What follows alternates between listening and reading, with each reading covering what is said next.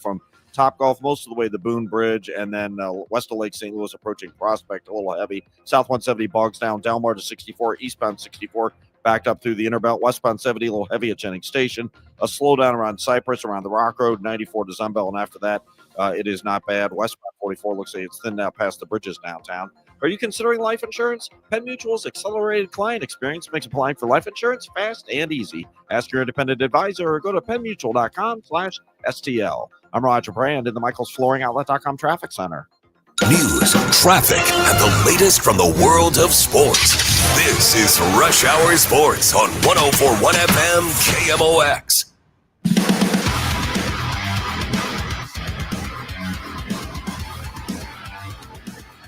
All right, welcome into Monday on KMOX Rush Hour Sports. Bernie Miklasz, Matt Pauley, Kevin Wheeler with you here.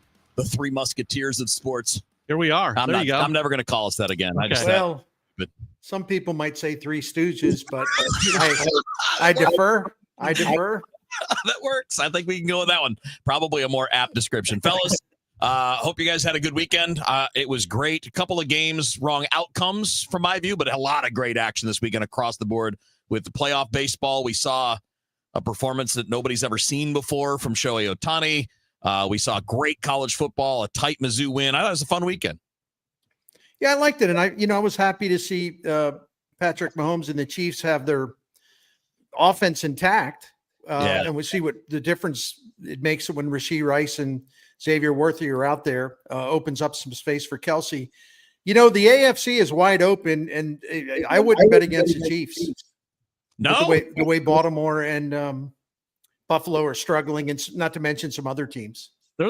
Depending on where you're looking, they are the favorite now to win the Super Bowl, which is crazy because 2 weeks ago, we're looking at the Bills, we're looking at the Ravens, we're even looking at the Lions and the Packers, and it felt like we were having is the window closing for the Chiefs conversation, and now they just get some dudes back on offense, and it looks like they're the best team in the NFL again. I think what it shows, and I'll be brief on this, and I'm stating the obvious, but if you have a great quarterback, you can have some areas slide. You can get old in some spots. You can have injuries in some spots, make a couple bad draft picks. It doesn't. If you have a great quarterback who's also a great leader, man, can he pick up the slack and compensate for a lot of weaknesses and problems. Yeah, that combined with just that idea combines with the fact that when you're what they are, an established veteran team with the quarterback that you're talking to and a Hall of Fame coach, the first month doesn't really matter. No. Right? Because assuming they're generally going to figure it out, and all that matters is if they're playing the way they want to when the playoffs start. And it means even with the added game, when they went to 17 games, it means that less and that much less. And at some point, they'll probably add one more game to the regular season. It seems like that's something that Roger Goodell absolutely wants to do. And every time you add more games to the regular season, the beginning of the season means that much less. Yeah, absolutely. We have a bunch to do. We're going to talk some baseball in a little bit, but I wanted to start with Mizzou. You described it really well earlier on DGS, Bernie. It was not the prettiest win. It wasn't the most impressive win, but it was a needed win. And look, winning on the road in the SEC is not easy. It just isn't. And I give them credit, even if it wasn't pretty. Well, listen, as a fan, I was watching the game and I was very frustrated. I really was. I'm going, this is terrible. That's terrible. This is a joke. They're going to blow it, blah, blah, blah, blah, blah, blah. And the thing of it is, the SEC this year, there's a lot of winning ugly going on. I mean, on the same night, you're right. The same night, Texas A&M just barely got out of Arkansas with a win. And I said this on the Dave Glover show, 16 of the 29 SEC games, SEC versus SEC so far this season, 16 of the 29 have been one-score games, and a couple more have been no more than 10 points, and the game was up for grabs in the fourth quarter. I mean, you got to wrestle for 4 quarters in a lot of these games. The number of blowouts is relatively small. So, as I said earlier, Kev, Mizzou played an ugly game. They had a lot of problems. Their offense was not really good. Their defense was good, but they had some coverage mistakes. They're down 17-10 in the fourth quarter. There's 10.5 minutes left. I didn't have much confidence at that point that they would win. They outscored Auburn 13-0 the rest of the way and outgained them like 185-36. with the chips down, they did what they had to do, and they got out of there with a win. And frankly, that's all that matters. That's all that matters. We all agree they're going to have to play better, but let's not get off the point. They had to win that game Saturday. Had they lost it, I think they would have been doomed, because there would have been 2 losses, and then they still have Vanderbilt, Texas A&M, Oklahoma. There's no way that they have a shot to make the college football playoff if they lost that game Saturday night. So that's all I care about at this point. They got out of there. Yep. This weekend in the SEC is a good reminder of what home field advantage means. Arkansas almost beats Texas A&M, and Arkansas is terrible, and Texas A&M might win the national title. Georgia beats Ole Miss. Maybe they get those final points in large part because of being at home. I thought Tennessee might have a chance against Alabama. I'm an idiot. Alabama was at home, and Alabama just absolutely rolled Tennessee. Vanderbilt getting the win against LSU. Kentucky almost knocks off Texas. That game goes to overtime. The only games in the SEC where it didn't feel like home field really mattered for anything was South Carolina losing to Oklahoma and Florida just barely beating Mississippi State. And the Florida coach, Billy Napier, gets gassed after that game. So, I mean, it is a full slate in the SEC just pounding you in the face of home field matters so much. Yep. You mentioned the Texas game, and I don't want to pick on Arch Manning, and he's doing what he can. It's not really not his fault that he's massively overhyped and all that. But can we not the three of us, but can the media in this country, for college football media in this country, can ESPN, can everybody else, all the hype masters, can we get off this idea that Texas is good? Like, who have they beaten? They've beaten no one except they said, well, Oklahoma. Yeah, their quarterback was hurt. He couldn't play worth a damn. That's right. The only reason why they won the game. All the other ones are like also ran teams. But, just because they had that win over Oklahoma, it's like, oh, they're back. Oh, my gosh, Arch Manning's playing great. He's figured it out. Can we shut up about Texas? No, seriously. Yeah. The Longhorn logo shouldn't mean that they get the benefit of the doubt over and over and over again. And every time they do something positive, all these people at ESPN and elsewhere, they start panning and drooling. They can't contain their excitement. Can we stop this and actually focus on teams that have earned the respect and earn their spot in the rankings? Is that possible? No, it's not. You're not watching TV if you. That's right. Oh my God, I know. That's right. No way. It's hard because I've watched every one of the contenders a lot. I mean, I watch a lot of college football. I don't think anybody really stands out from the crowd. I do think Ohio State deserves to be where they are. They haven't had they haven't had any kind of blips. I think Texas A&M, Indiana, they've all earned it. I'm not saying that they're not. I just don't see even those 3 unbeatens at the top looking that much better than the other teams. I think and by the way, I think this is a good thing. Yeah. I think parity is good for college football. I think it's great that if we go into a playoff, we don't know who's going to be in the championship game. That's right. I think, I'm like you. I watch, all I do is Saturday and then even sometimes Sunday morning, watch college football. I'd have to say the team that I think is the best right now, and it's only right now, Alabama looks the best right now. Other than Ohio State. That's what I meant to say, Ohio. I think Ohio State stands alone right now. But as far as the eye test and everything else, I really think Alabama looks great. That doesn't mean it'll stay that way, but they seem to have figured everything out, and the quarterback's great. Yeah. Those fans wanted Kalen DeBoer out of there about a month and a half ago. Oh, yeah. And now, heck yeah. Be patient in these big spots. I know it's hard. But it's never been a weirder time to be a college football coach. Well, more coaches. So this Napier gets fired. The guy at Colorado State used to be the coach in Nevada. His name is going away from me right now. He just got fired this past weekend. It's just crazy. What's every week more coaches are getting fired, and maybe stop giving guys $50 million buyouts too. Yeah, you want to give that to Nick Saban. Go ahead, because he's a known commodity. These schools are insane with the money they're paying people to go away, and they want to complain like the players getting money is the problem. Right. Hey, they're getting paid not to work. I was watching Bud Elliott talk, CBS Sports.com. He's really, really good about college football. He's really smart. he said, he did with him, and he's well connected to Florida State because he's an alum, among other things, and he's got people on the ground. He says it's 100% that Mike Novell's going to get fired. And in fact, he thought it might have even been today, but it's not. He's going to get fired. Hugh Freeze. The interesting thing on Hugh Freeze in Auburn is that he's been battling cancer and things like that. So this might be kind of a mutual parting of the ways where he says he's stepped down because he's got to take care of his health problems. That way he's not fired. That'll keep him in the hunt for a job maybe a year from now or something. So there's going to be more guys going. And part of it is that all of these universities are delusional.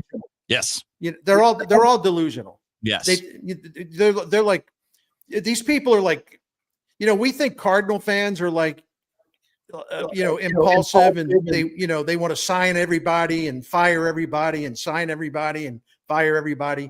And Cardinals fans are no better than, no worse than anybody else. But my point, I got a break. Sorry, is that these university presidents, these boosters, they just think, we're one move away, and we're going to the national championship, and they're crazy people. They're basically insane people. Yes. Real quick, Hugh Freeze today was asked if he would like to get a public vote of support from his athletic director, and he says it would be huge. It's not a good sign when you are asking for the vote of support from your AD. Good, well said, you guys, and well said, Bernie. It's insane. There's just no other way to describe it.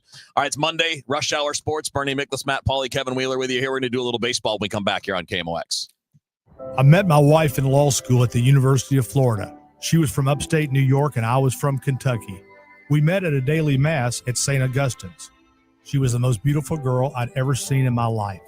After communion, I followed her out of the church and got her phone number. The rest is history. I'm John Morgan of Morgan & Morgan. Little did we know that one day we would have 4 children and the largest injury firm in the world. All 4 work in the business. It's a family business. Did I ever see this coming? Hell no. We just worked very hard and treated our clients like we would want to be treated, like family. It's a full-service injury firm, auto accidents, medical malpractice, workers' compensation, Social Security, and insurance disputes. We're open 24/7, 365 days a year. Visit forthepeople.com and we can get to work on your case. No recovery, no fee. Morgan & Morgan, for the people. Injured? Dial pound law or visit forthepeople.com for an office near you. Actual price will depend on product and subscription plan. Featured products are compounded drug products, which the FDA does not approve or verify for safety, effectiveness, or quality. Prescription products require an online consultation with a healthcare provider who will determine if appropriate. See website for details, restrictions, and important safety information. Want to boost in and out of the bedroom? Hims has you covered. Introducing a new 2-in-1 approach to level up your game. Tadalafil for better bedroom performance and zinc for testosterone support. Put it all together and you've got what you need to turn things all the way up. Getting started is simple. Just go to hims.com/joy to start your free online visit. Through Hims, you can access ED treatments including pills, chews, and more. 100% online. No office visits, no pharmacy lines. Just fill out a simple intake form and a licensed medical provider will determine if treatment's right for you. If prescribed, it ships free and discreetly to your door. Find affordable treatment options at up to 95% less than brand names at hims.com/joy. That's hims.com/joy, hims.com/joy. This is Todd Krenz with Krenz Financial Group. For over 6 decades, we've helped St. Louis families and businesses plan with purpose and live with confidence. We work closely with professionals in healthcare, from doctors and nurses to medical sales in biotech and pharma. Our team helps you navigate complex financial decisions like retirement plans, disability insurance, consolidating old 401ks, and understanding stock options or RSUs. We make the process clear so you can focus on what you do best. Your goals, our mission. Start today at kfgadvisors.com. Securities offered through Raymond James Financial Servicing. Member FINRA/SIPC. Financial Group is not a broker-dealer. Hey, it's Matt Pauley for i3 Broadband, the internet provider in the Pauley household. I think you'd love it if you had them as well. We've got the 2 gig package at our home, 2 gig upload, 2 gig download mirrored, and we're spending less money than we did with the cable company for lesser service. Plus, right now, they've got savings over $400 beyond their already low standard pricing. You got questions? They've got answers. Call 877-976-0711, and they've got people there who can answer all your questions, or head to their website, i3broadband.com. My best friend Jenny came over for coffee, said it's cold enough in here to play hockey. Well, my furnace broken, it's already late. Call Jerry Kelly because they're open till 8. JerryKelly.com. They're fast and they're good and they got it going on. Jerry Kelly. Traffic from the MichaelsFlooringOutlet.com Traffic Center. Well, this traffic report's a service of Jerry Kelly Heating, Electrical, Air Conditioning, and Plumbing. If you're headed out the door on southbound to 270, you've got slow traffic. Olive down to Ladue, northbound to 64 up to Ladue is busy, but then it's bogged down again southbound from about Doherty Ferry. It goes all the way down to Tesson Ferry. Westbound 64 pockets of stop and go from Kings Highway out to Clayton Skinker. A little busy at Ballas. Still slow from Boone's Crossing to the bridge. A little busy at K. A couple of spots, 364 out toward Prospect. Really not that bad out west. Southbound 170 bogs down at Delmar. Southbound 55, just brief Gasconade Bates back up there. Southbound Telegraph 255 down to, I guess about Black Forest Drive is pretty backed up this evening, unfortunately. I'm Roger Brand at the Michael's Flooring Outlet.com Traffic Center. This is Rush Hour Sports on 104.1 FM KMOX.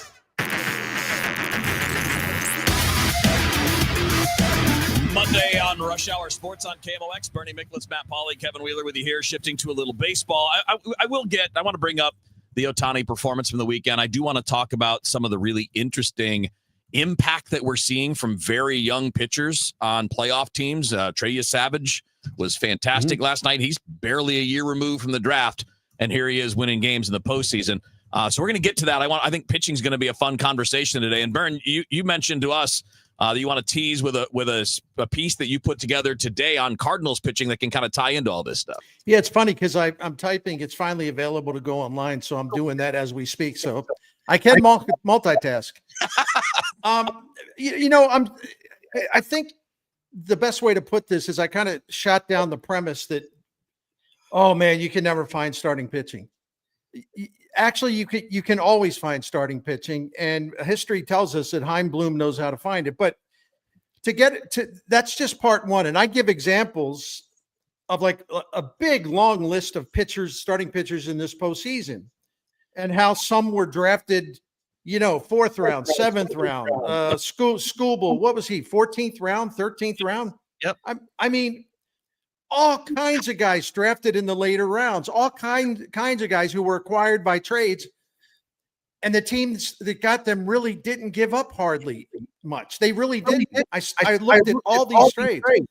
But the other thing, and I think the primary thing I want to say is that, first of all, for a team entering a rebuild and definitely needs starting pitching and definitely needs to develop starting pitching, Chaim Bloom's the ideal guy for the job. And I base that on his history. I base that on facts.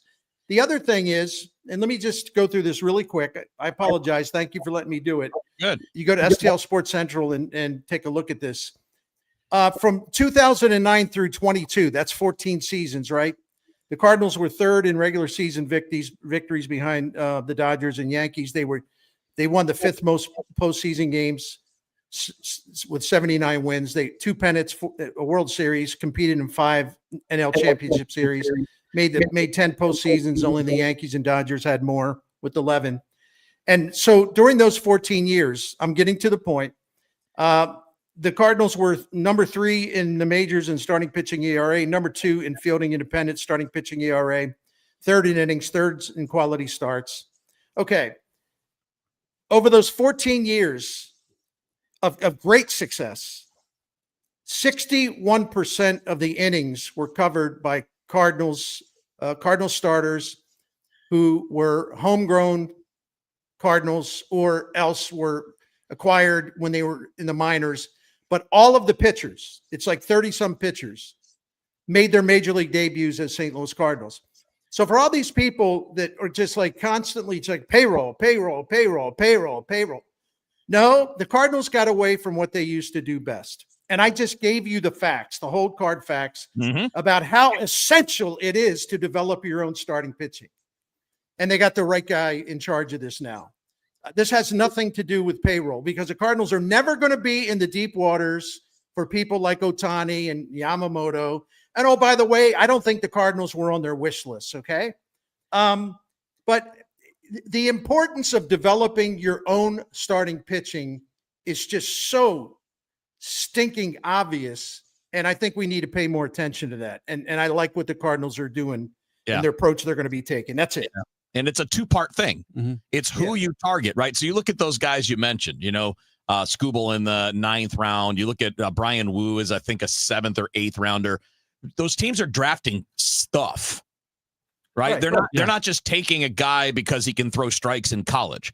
They're taking guys that have a characteristic. Brian Wu had a fastball nobody could hit. It wasn't 100 miles an hour, but it had great characteristics. Miz wasn't a first-round pick, but he's a second-round pick. That means 30 teams passed on Mizrowski. But what you took was the stuff. And that's what the Cardinals did this past draft. I know. That's my point, right? That's kind of the big thing. It's that combined with then the development, which we know they've been behind on, but that's what's changing. Bernie, if I can add, I've scrolled through this column and I'll read the whole thing later. I can tell it's a little work of art that you put together here. How much time did it take you to put this whole thing together? I researched it for a couple hours this morning. I did my video, had some other responsibilities, and then I got to work on this thing at maybe 12:30 or so, and I worked on it all afternoon, except for being on Dave Glover with Kevin at 2:30 for about 15 minutes. So this is 8 hours or so. I would say that, yeah. Wow. And I'm pretty methodical. Well, I appreciate and the one thing, and let me tie this to home, so to speak. When I was researching all these postseason starting pitchers, and so many of them have done well.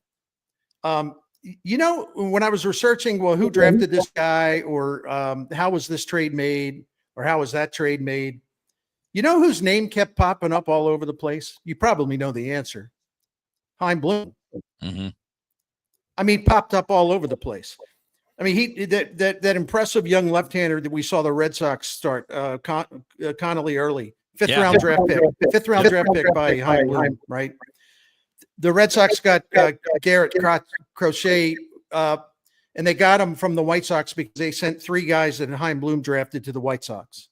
I mean, I could go on. Nick Pivetta.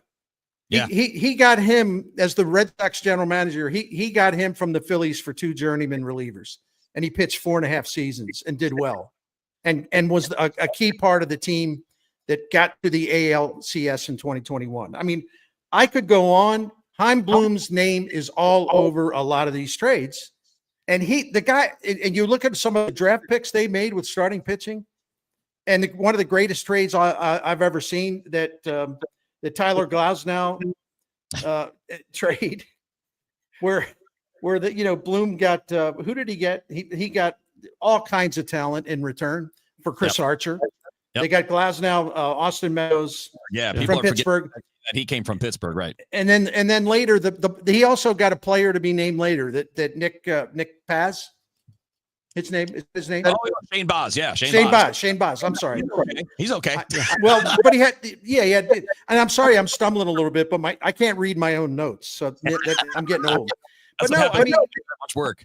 Chaim Bloom's name is all over this list, and I just say, for people that just, I don't know why they hired this guy.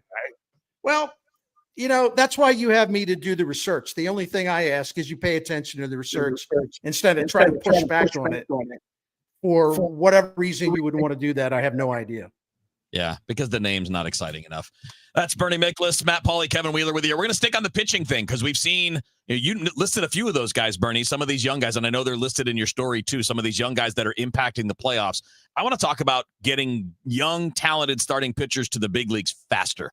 It's a trend around the sport. Maybe this is something the Cardinals can take advantage of once they start developing their own, and maybe that starts with Liam Doyle. We'll kick that around, I should say, coming up after the news here on KMOX. Let me tell you about this new pretzel cheddar club.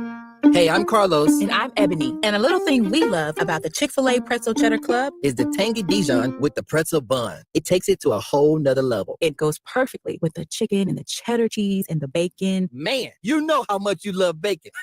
And I love the different varieties. Grilled, spicy, original. It gets you nice and excited for fall. Order the Pretzel Cheddar Club with cherry berry and Sprite for a limited time on the Chick-fil-A app. Real guests paid for their testimonials. There's nothing like when you get that part from eBay and it just fits. Yeah, the first time. So you can do less of this and get right back to more of this. At eBay, you'll find all the parts you need, guaranteed to fit, at prices you'll love. Sounds good, doesn't it? eBay, things people love. Eligible items only. Exclusions apply. At 5:30, The news is sponsored by Michael's Flooring Outlet, the flooring experts, michaelsflooringoutlet.com. We've got some sunshine still. It's 67 degrees downtown at the Arch. The man who threw fireworks into downtown St. Louis crowds on the 4th of July has finally been arrested. I'm gonna bomb this. He's not gonna get it. Hey, who? Oh my God. We going viral. The man, self-identified as the St. Louis bomber, filmed himself throwing fireworks into the wheelhouse and at groups of people on the street, posting the video to his Instagram. Now police have arrested 25-year-old Adrian Scott, accusing him of being the man in the video. Police say the arrest was a joint operation with bomb and arson, U.S. Marshals, and the Department of Homeland Security all involved. Scott is facing charges of promoting civil disorder and armed criminal action.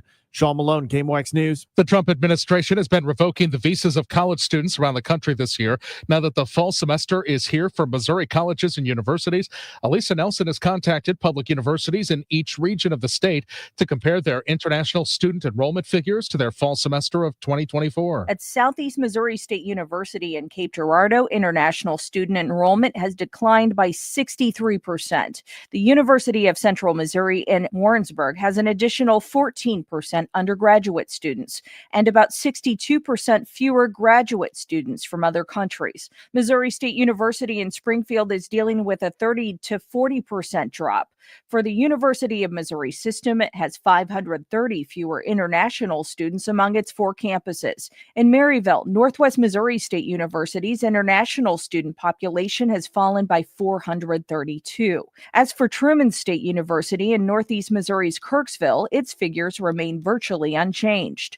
Elisa Nelson, Missouri Net. The maker of Tylenol is trying to fight changing its labels over the government saying its product is linked to autism. Correspondent Matt Piper. Kenvue, which makes Tylenol, tells the FDA in a 42-page response that changing a pregnancy warning on its products is not what should be done because it says there's no evidence or science to show that Tylenol causes autism. Health Secretary Kennedy last month directed the FDA to begin a safety label change for Tylenol and generic equivalents. Kenvue says for years it and the FDA have found no association between acetaminophen use in pregnancy and neurodevelopmental disorders. The fallout of Jimmy Kimmel's suspension on Disney's streaming services. ABC faced criticism over Jimmy Kimmel's comments surrounding the killing of conservative activist Charlie Kirk. You understand that it was never my intention to make light of the murder of a young man. Kimmel's show was pulled last month, and subscription analytics company Antenna says total cancellations in September were 4.1 million for Hulu and 3 million for Disney+. Disney owns ABC and Hulu. Some TV station owners briefly refused to air Kimmel's show, but the numbers also show signups were higher in September for both Hulu and Disney+ than the prior 5 months. I'm Ed Donahue. From the Saliga Heating and Cooling Weather Desk, for tonight, a clear sky, low 49 degrees. For tomorrow, we've got sunshine, still windy with a high of 66, 64 for Wednesday.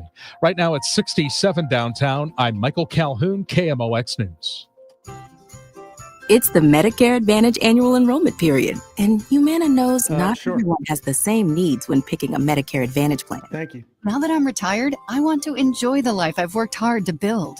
So I want a plan that covers me when I'm traveling the country. Humana has a plan for that. As a veteran, I want a plan that fills in the gaps my VA coverage doesn't provide, like dental care. Humana has a plan for that. I feel good about my health. I just want care and coverage with predictable costs. No surprises. Humana has a plan for that. With a Humana Medicare Advantage plan, you get coverage and benefits that focus on what matters most to you. Learn more at gethumana.com. Humana, a more human way to healthcare. Humana is a Medicare Advantage HMO and PPO organization with a Medicare contract. Enrollment in any Humana plan depends on contract renewal.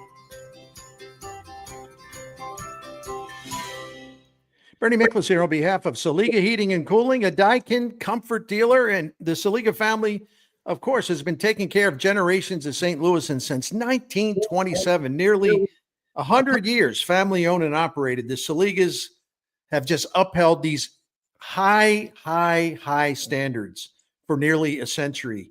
And they have built tremendous customer loyalty because they're so great at what they do.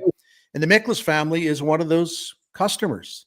We have been calling Saliga for 17 years. And we have been pleased every single time. Listen, you don't want to have problems with your heating and cooling.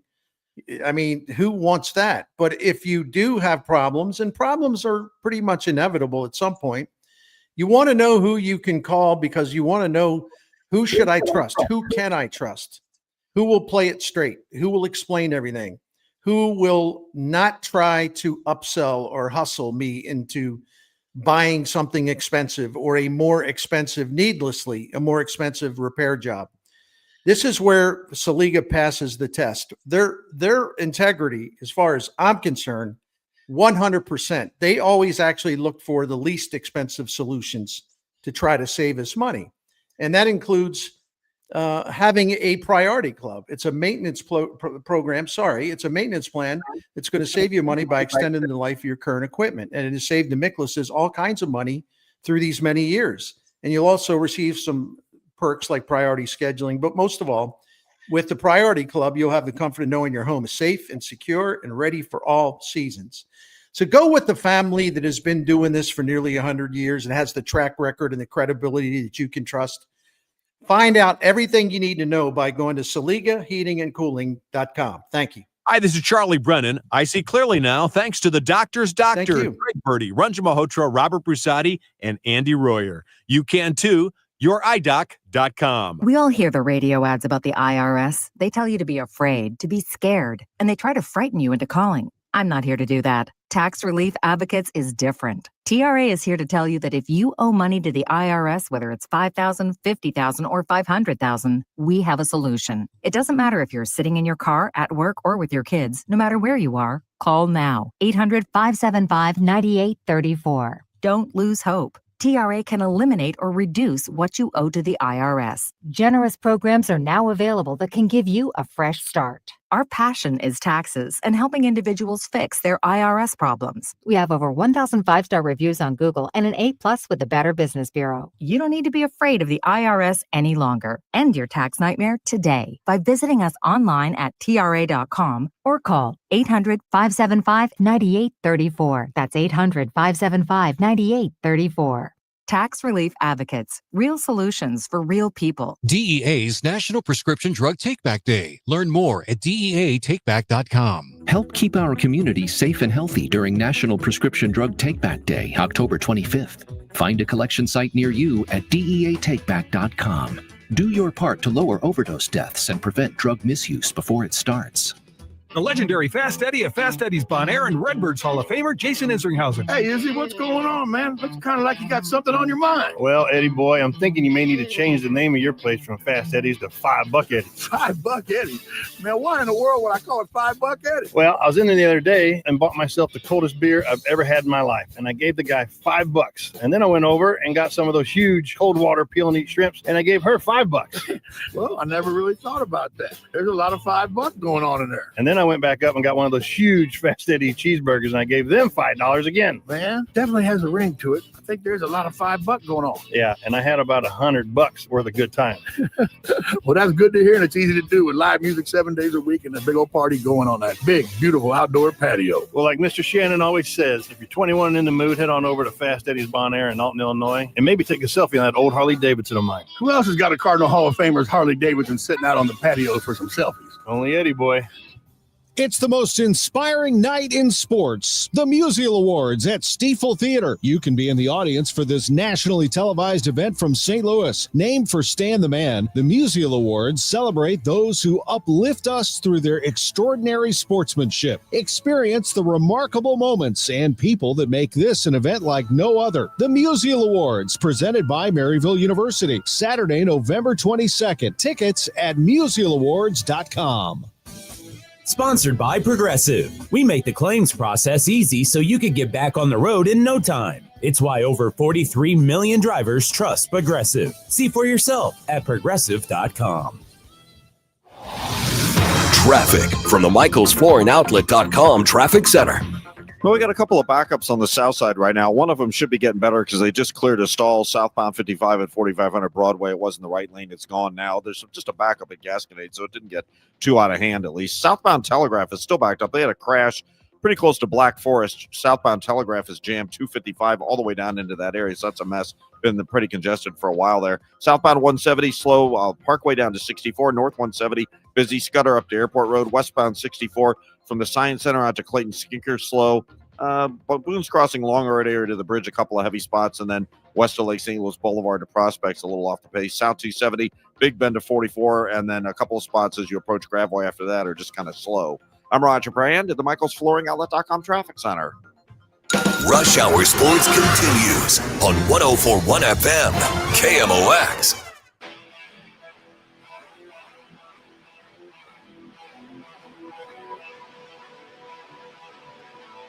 Rush Hour Sports on KMOX on a Monday. That means Bernie Miklasz, Matt Pauley, Kevin Wheeler with you here, all hanging out. At this point, talking some baseball.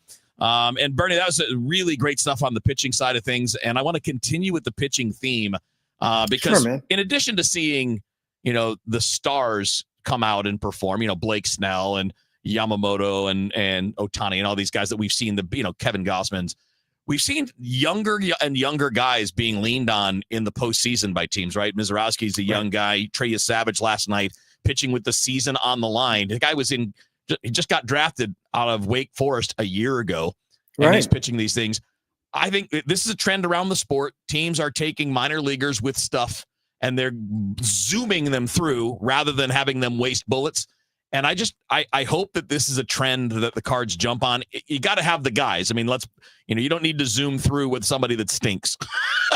But for Liam Doyle with good health, I hope this is the path, which is as soon as you're ready with the level and you're done with it, move and let's get him up here as soon as we can. And I think they're starting to build a good minor league base of promising starting pitching led by Doyle. Quinn Matthews will bounce back. And I have no doubt that Takeo Roby's going to be good in the major leagues. I really don't. But again, he's had to have Tommy John, but that might be a blessing because he had frequent injuries trying to dodge Tommy John. Now he's getting his elbow fixed. Right. I was looking at Fangraphs, which I respect a lot. And if you look at what they have the 41 top prospects. They have the Cardinal with 41 top prospects, right? They don't go with 30. They went for 41. Don't ask me why. 27 were pitchers and 15 were starting pitchers. And you see a similar ratio at places like MLB Pipeline and Baseball America. I'm not saying all these guys are going to turn into superstars. Right. But they have more depth in terms of young starting pitching than they've had in a very long time. And I think that's really important because the more of those guys you have, the more chances you have that more of them will actually make it and do something for you. Let me be a little jaded, cynical here for a second, if you guys will allow me to do it. No, Matt, you can't. You also, with these hard throwers, there's a very good chance that they're going to get Tommy John at some point, and they're going to be out for a year and a half, 2 years. Get what you That's can why you get out them up, of them. yeah. You don't know when it's going to be done. So if you futz around for a while with them in the minor leagues and try to refine this and try to refine that, and you start playing service time games, the next thing you know, they're going to get up to the big leagues, their elbow is going to fall off, and they're never going to be the same. You've got these guys, use them because it is a finite amount of time sometimes that you can. No, that's a great point. I have a feeling though, and by the way, this doesn't have anything to do with your opinion, but I have a feeling based on some talks that, Chaim Bloom, I think, likes to make sure they're ready, whatever his definition of ready is, right, before they come to the majors. But does that mean he's going to be overly conservative? To my friend Matt Pauley's point, will Cerfolio and Matt Pierpont and Bloom will they be just a tad, maybe more than a tad, too conservative in terms of timeline to get him to the major leagues? I don't know. We'll wait and see, I guess. Yeah, I mean, it's okay. It's okay to be a little extra, right? I mean, I don't want anybody up before they're ready. So I want to use that as a caveat, right? You're healthy and you've shown what you need to show at each level to move up, right? Because every level you move up, there's a little bit more refinement. So Bernie, Matt, and I were talking during the break about Quinn Matthews and how we both agree, like you seem to, that hey, if this guy just has a healthy year, he's probably a big leaguer. He's 25. He's moved up quickly. He gets swings and misses.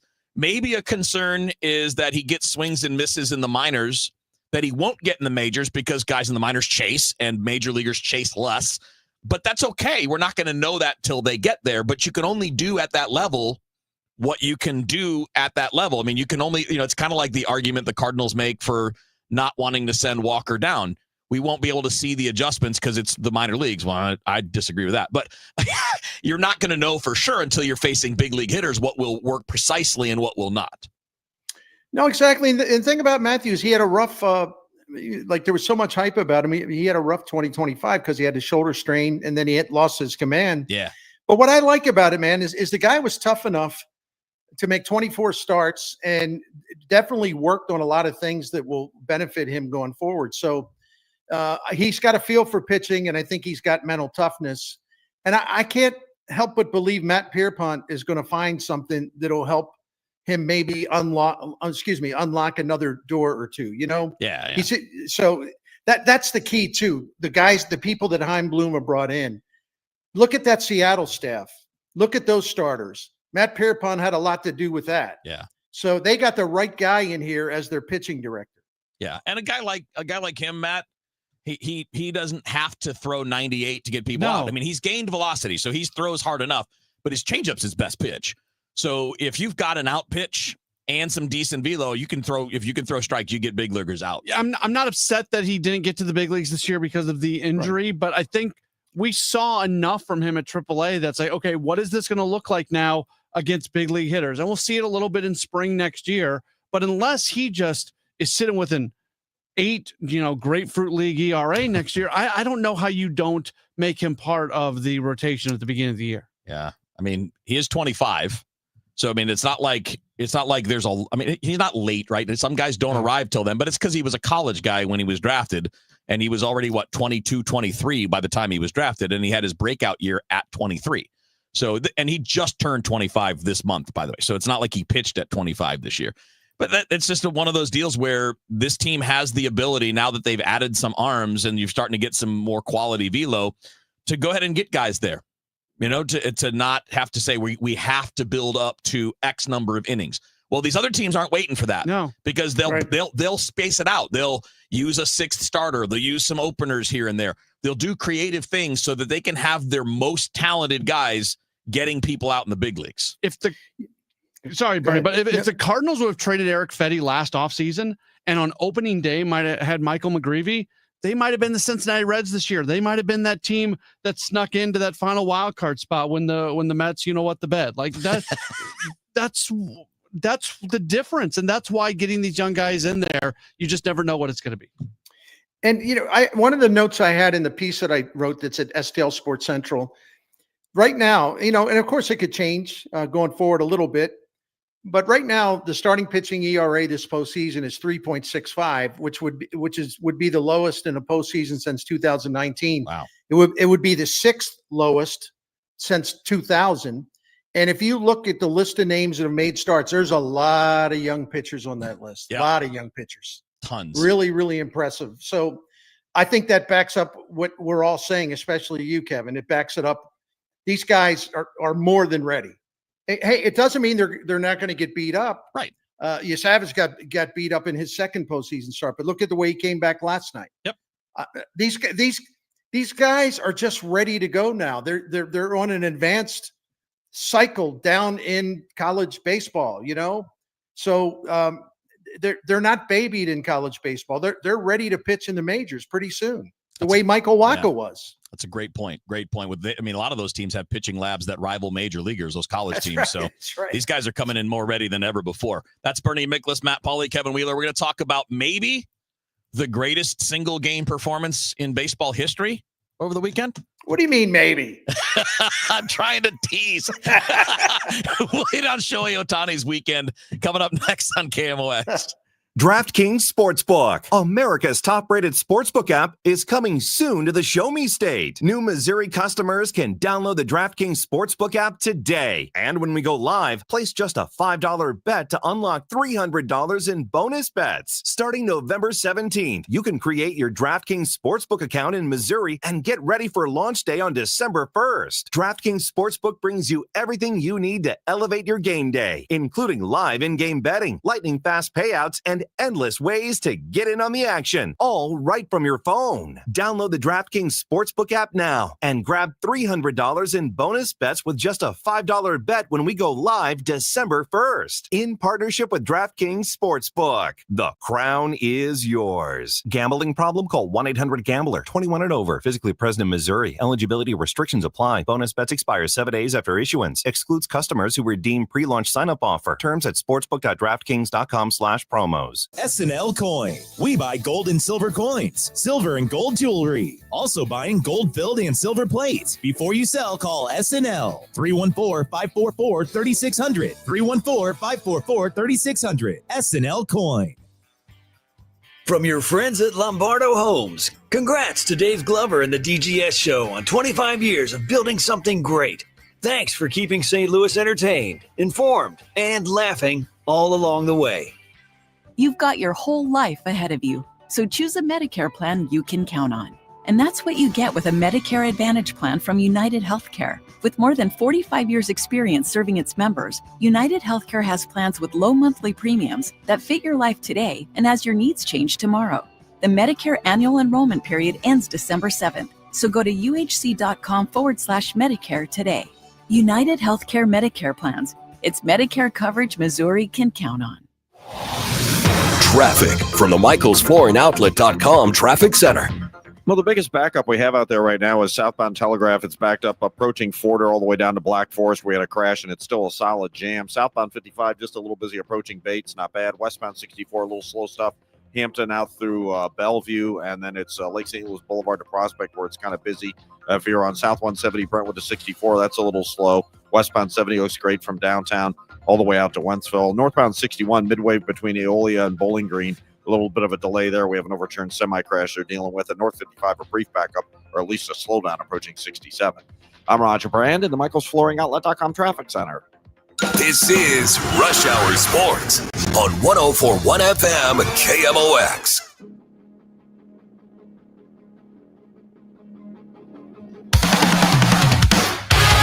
All right, just a few minutes left in Rush Hour Sports. Bernie Miklasz, Matt Pauley, Kevin Wheeler with you here. So for anybody that missed the numbers, we were referring to Shohei Ohtani's performance this past weekend, where he strikes out 10 as a pitcher, hits 3 home runs. We've literally never seen anything like this before, and I just wanted to say how happy I am that I'm living in the time where Shohei Ohtani is in his prime, and I get to watch it. Matt, go ahead, man. Awesome. What more can you say? I mean, books are written about these things. Yes, it was incredible. And you get asked the question, is this the greatest performance of all time? And you try to figure out a reason why the answer is no, because you don't want to be a prisoner of the moment. But I mean, we haven't seen this before. And you mentioned the strikeouts, Kevin. You mentioned 6 shutout innings. He does not give up a run. Shutout innings, the strikeouts, the home runs, everything in a game that sends his team to the World Series. So stupidly good. So great. Yeah, it's never happened before. And I really see no reason to withhold the distinction of just saying the obvious. It really was the greatest single game performance in baseball history. And the one thing, of course, that almost sort of gets overlooked, it actually put the Dodgers back in the World Series too. Yeah. You know, they were going to win the series, but still. I have found, though, and of course I should never be surprised, I have found that it doesn't matter how great a guy is. You're always going to find colonies and colonies of people that are going to rip them or try to find some kind of thing that makes it illegitimate in their eyes. And I sent you guys a text message, just something I heard a lot over the weekend. Well, I can't deny he's a great player, but MLB created a rule just for him, and that gives him and the Dodgers an advantage. Where if he's a starting pitcher, once it starts over, he can stay in the game as a DH. These people actually think this only applies to Ohtani and the Dodgers. But they're looking for anything to denigrate him. This is a sick country, man. It's very sick. Yeah. And that last part you hit on, Bern, that's one of the things that makes me sad is that Major League Baseball still hasn't learned that this is possible. And no, look, they won't turn into Ohtani. Nobody probably ever will. But you have more players that have dual threat ability, and they just Major League Baseball refuses to even let it happen. They're sitting here running arms into the ground left and right, but you won't be creative. You won't think of anything that goes beyond your current structure. if other major league teams had a pitcher who was really good and worthy of a rotation spot, but he could also hit very well, and they decided to do the same thing that the Dodgers are doing with Ohtani, the same rule would be available to them. It's not like this is.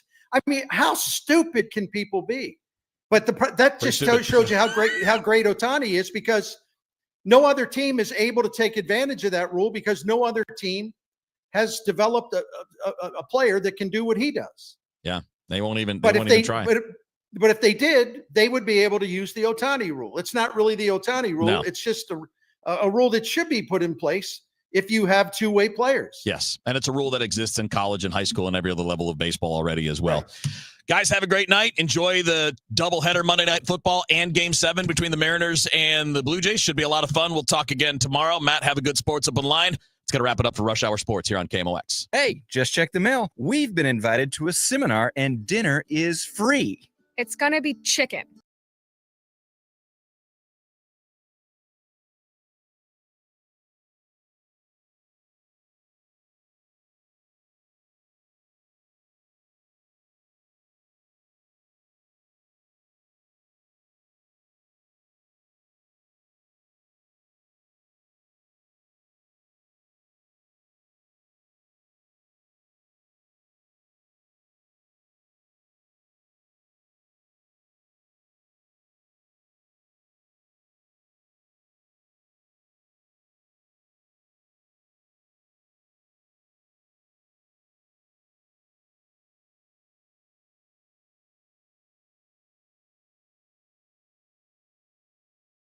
Or legal advice. Individuals should consult with a qualified professional for guidance before making any purchasing decisions. House stealing. It's a nightmare that's real. It's the FBI's term for thieves stealing your home's title and draining your equity. Just one fake document filed with a recorder, and scammers can own your home on paper, drain your equity, and do it all without you even knowing. Imagine waking up to a foreclosure or eviction notice. Listen to former title thief Matt Cox. What people don't realize is the ease in which this crime can happen. I can take the deed to your house and I can transfer that deed into my name. It's a great crime, and it's happening all the time. So how can you stop the nightmare and protect yourself? Find out if you're already a victim now at HomeTitleLock.com. Use promo code RADIO and get a 30-day free trial of their $1 million triple lock protection, a title scan, and access to a title specialist, a $250 value. Don't wait. Go to HomeTitleLock.com now, promo code RADIO. Thank you, Missouri, for making Genesis of St. Charles your #1 and most trusted Genesis dealer for 2025. Thrilling offers for an unforgettable season are now here at Genesis of St. Charles. For a limited time only, get 0% APR for up to 60 months on all new Genesis models. You don't want to miss this one. These offers absolutely end October 31st. Visit genesisofstcharles.com today. Based on GMA sales records for 2024 on approved credit for Genesis Finance. See dealer for details. KMOX proudly supports the Musial Awards, returning to Stiefel Theater Saturday, November 22nd. You can be in the audience for this nationally televised event, hosted right here in St. Louis. Named for Stan the Man, the show celebrates the year's greatest moments of sportsmanship and those who embody class and character. Experience the extraordinary moments and people that make the Musial Awards an event like no other. For more information, KMOX.com/events. Traffic from the MichaelsFloorandOutlet.com Traffic Center. Well, it looks like they finally cleared the crash on southbound Telegraph near Black Forest. Traffic is better. I'd still call it backed up, though, approaching Ford or south of 255 down to about Yeager, and then it's still slow through Baumgartner. Then it finally looks like it's back on track. Southbound 55, barely a slowdown past Bates. Now that looks good. Northbound 55, just a little busy into 67, and still seeing delays on westbound 64, west of Lake St. Louis Boulevard out to Prospect. I'm Roger Brand at the MichaelsFlooringOutlet.com Traffic Center. Mid-America's most trusted voice for news. KMOX AM St. Louis. KMOX FM Hazelwood. Always live on the free Odyssey app. Airport shooting thwarted. We have charged Mr. Cagle with a count of terroristic threats. Major Amazon Web Services outage. We just created this cascading failure. President Trump can deploy soldiers to Portland, Oregon. They really need to defer to the president's decisions. This is the CBS World News Roundup Late Edition. I'm Jennifer Kuiper. A possible mass shooting at the Atlanta airport prevented, according to police, and an arrest is made in a terminal. Police say it was the suspect's family who helped prevent harm, seeing something and saying something. We were alerted by family members that Mr. Cagle was en route to somewhere in the Atlanta area. They weren't sure, and that he had the intention to inflict harm to as many people as he could. Police Captain Greg Serpasio says Billy Joe Cagle went live on social media when his family alerted police to say he was headed to Atlanta's Hartsfield-Jackson International Airport. Police found his truck parked right outside the terminal, and in the back seat, they say, an AR-15 assault rifle and 27 rounds of ammo. Matt Piper, CBS News. Amazon bounces back from a major outage that knocked out popular apps and websites around the world. The ripple effects of the outage still being felt from banks to airlines. Amazon says its domain name system caused the problem. An initial fix did not immediately solve all of the issues. The outage included smart home apps like Ring and Alexa. Many of them weren't being smart anymore. They lost their intelligence because they lost their connection to the internet. There's no indication the outage was the result of a cyber attack. That's our Wendy Gillette with Tech Radar's Lance Ulanoff. A Biden spokeswoman confirms to CBS News that the former president today completed a round of radiation therapy to treat an aggressive form of prostate cancer. An appeals court says President Trump can deploy the National Guard to Portland, Oregon. CBS News legal analyst Jessica Levinson. We have a pattern now of a number of circuit court judges saying, when we look at this question, does the president have the power to federalize the National Guard over the wishes of a state governor? The answer, generally speaking, is we defer to the president's decisions and judgment in this area. The top U.S. official who helped negotiate the Gaza peace plan, senior envoy Steve Witkoff, and President Trump's son-in-law, Jared Kushner, are back in Israel to help ensure it does not unravel. Vice President J.D. Vance is also on his way. It comes after Israel launched retaliatory strikes in Gaza after saying that Hamas killed 2 IDF soldiers. President Trump insists the ceasefire still stands. We're going to give it a little chance, and hopefully there will be a little less violence. The IDF says the remains of another dead hostage have been returned to Israel. On day 20 of the government shutdown, the GOP continuing resolution fails in a 50-43 vote. Stocks jumped on Wall Street. Now this. Sponsored by Progressive Insurance. Take the next step forward in your career with great benefits and an award-winning workplace. Apply at careers.progressive.com. At 6:03, it's a cloudy sky. Right now, 67 degrees downtown at the Arch. I think if someone confronted me about that, and hopefully it would be, here's what the context was and what the statement was, I would apologize for if that offended them or became a concern for them. Former Channel 5 anchor Rennie Knott tells KMOX one of the allegations that led to his firing stemmed from a comment he says was misinterpreted. He claims what management viewed as a physical threat was actually just harmless workplace banter. Did you ever say you're going to kick somebody's butt? And I go, we say that all the time to each other. And just, Dave, I'm going to kick your butt. Because you said something, I'm going to kick you. No, I got really a 61-year-old man's going to walk across the room on the set and just start pummeling somebody or attempt to pummel somebody. Now, let's be realistic. Knott tells the Dave Glover Show on KMOX he was also questioned by his bosses about comments regarding guns, which he believed were part of a general conversation about crime in St. Louis. Knott says he doesn't own a gun and that the allegations do not reflect his character. There's a new person in charge of St. Louis public schools. Our promise is clear: to keep students at the center of every decision we make. New interim superintendent Dr. Myra Berry, who takes over following Dr. Millicent Borschetti's removal Friday. School board president Dr. Karen Collins-Adams on why the move was made. I have been at many of our board meetings to know that the discussions were getting relatively intense on the kinds of things that the community was asking for. Collins-Adams says they would like to have a permanent superintendent in place by the start of the next fiscal year in July. She would not elaborate on what the buyout for Borschetti was.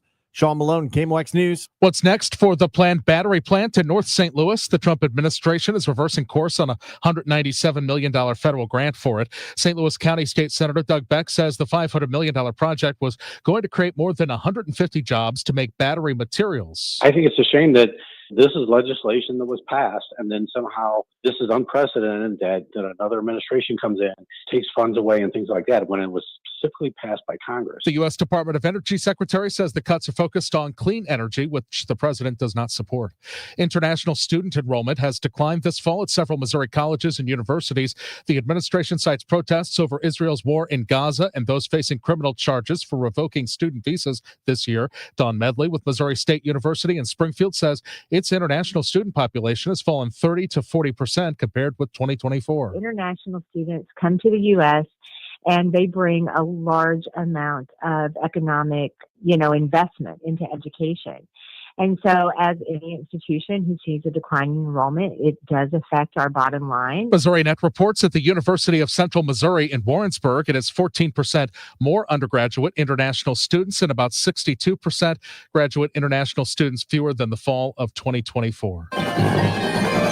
The scores are in for the Bands of America Super Regional held over the weekend at the Dome at America Center. High school marching bands from 11 states competed. Blue Springs, Missouri placed third, Bentonville High School, Arkansas second, and in first, Broken Arrow High School from Oklahoma.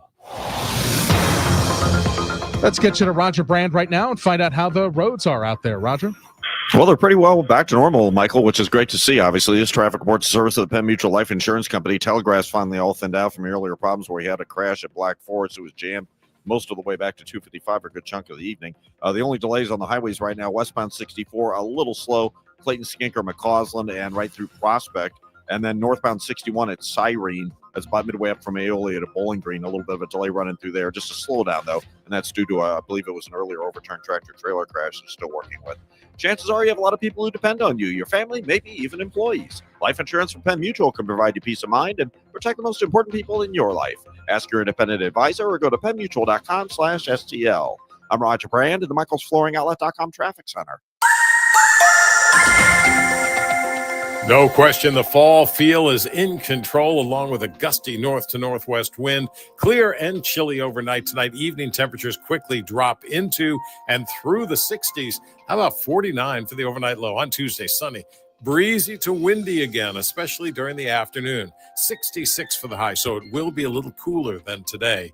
Tuesday night, clear and cold down to 43. Wednesday, sunny. Cool, breezy, not quite as windy, but still a breeze around. 64 on Wednesday, 43 Wednesday night. Friday, sunny and 66. It looks like our next shot of a decent rain will be Friday and into Saturday, especially St. Louis South, though there's a lot of question on the timing of that.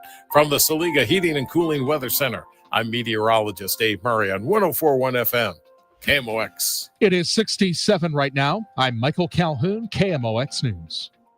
Come on, let's get going now. From KMOX Sports. We're primed and ready. All day, baby. Let's go.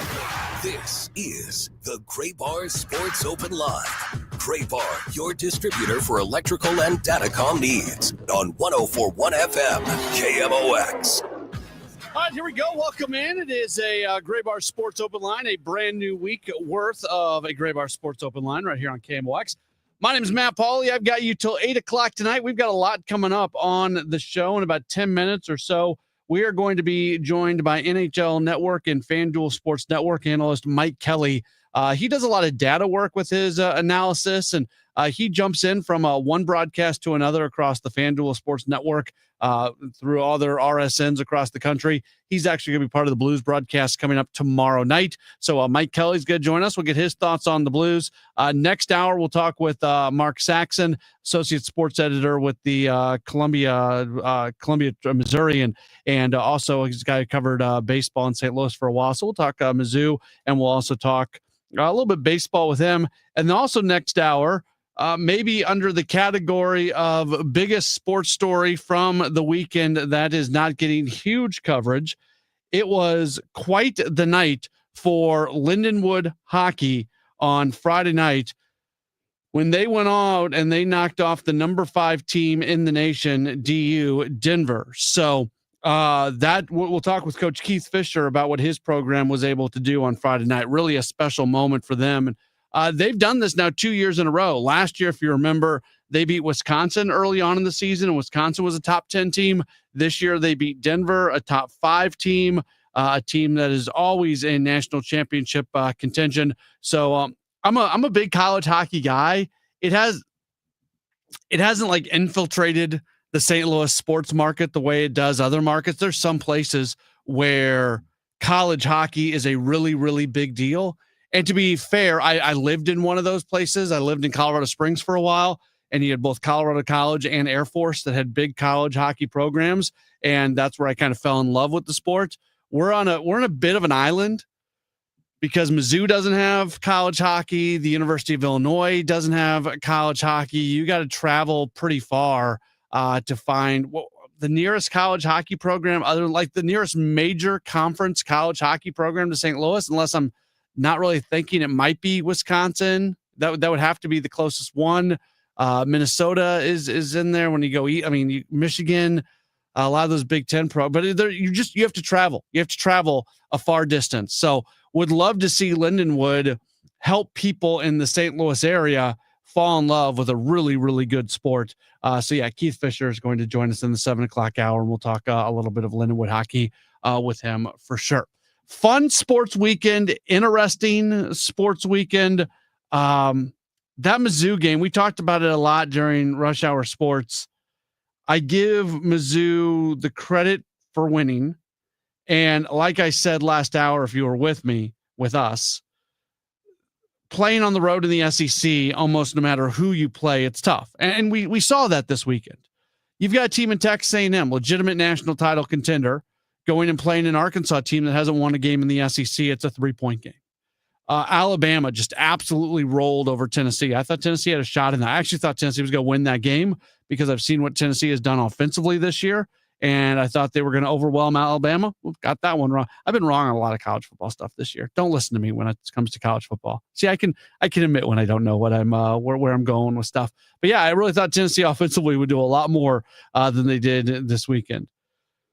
Vanderbilt beat LSU. I think LSU was a little bit of a fraud anyways, and I like the Vanderbilt quarterback Pavia, so that I guess that one's not that big of a shocker.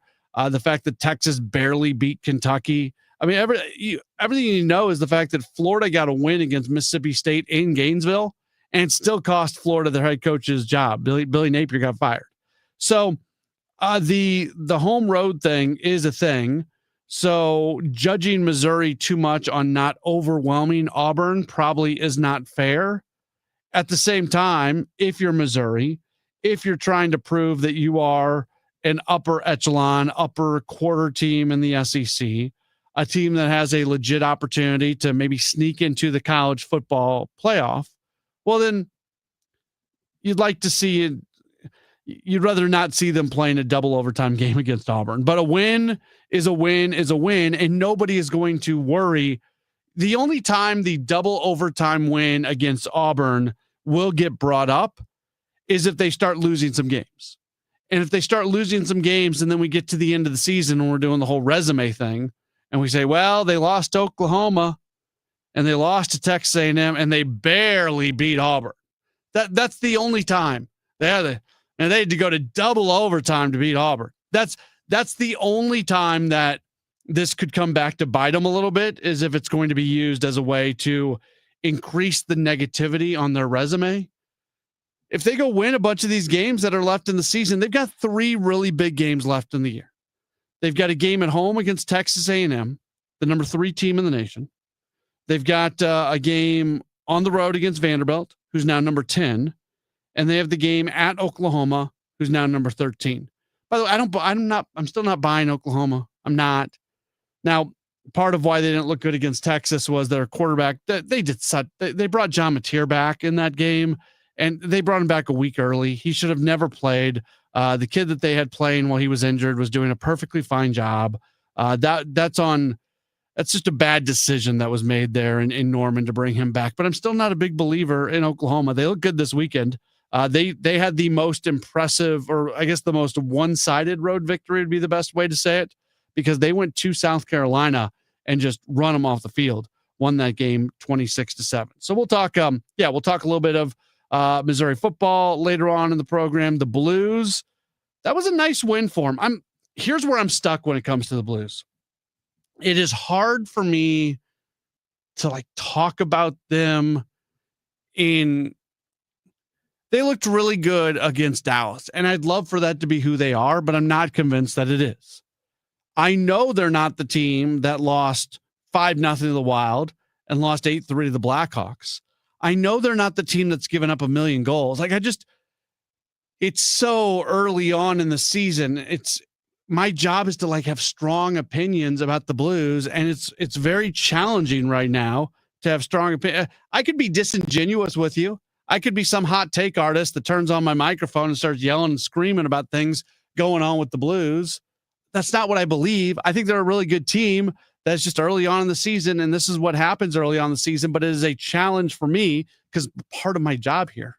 It is good if people enjoy listening to this show. It's good if I'm not boring, and it's kind of boring to sit here and say, yeah, they're pretty good. They've been all right. Those losses weren't great, but just early. That's kind of boring, right? That's not a big statement. And so that's where I'm at with the Blues right now. I am challenged to talk about them in a compelling way that is also something that I believe. If you want me to yell and scream about the fact that they lost to the Blackhawks 8-3, just so people can listen to some guy who's upset about something, I can do that, but I don't like being disingenuous. I don't like saying things that I don't actually believe. I think they're fine. They're fun. That was a good win against the Stars. I liked that some of the Jim Montgomery. We talked about this on, was it Friday when Jim Montgomery made the blender noise sound effect when he was talking? I think it was, which was hilarious. And he, blended up the lines, and it worked. I can say this for the first. I am a prisoner of the moment, but for one of the first times ever, I'm like, well, okay, Jordan Kyrou, show me who you are from a defensive standpoint. Go play on that third line, go score a goal, but also go back check. That was good to see. And here's where that's impactful. Here's where that's really impactful. If a Jordan Kyrou, a guy who, with all due respect to Kyrou, is not exactly known as the gritty, go into the corner, do all the small things kind of guy. And that sounds like I'm putting him down. And I'm not attempting to put him down in this moment, but that's not his reputation, right? He's a goal scorer. He's a really, really talented goal scorer. If he's going to go out and do the things that he did in that game against the Stars, that's going to lift everybody up. That's going to set a tone. That is really, really impactful. And we'll see if it continues on moving forward.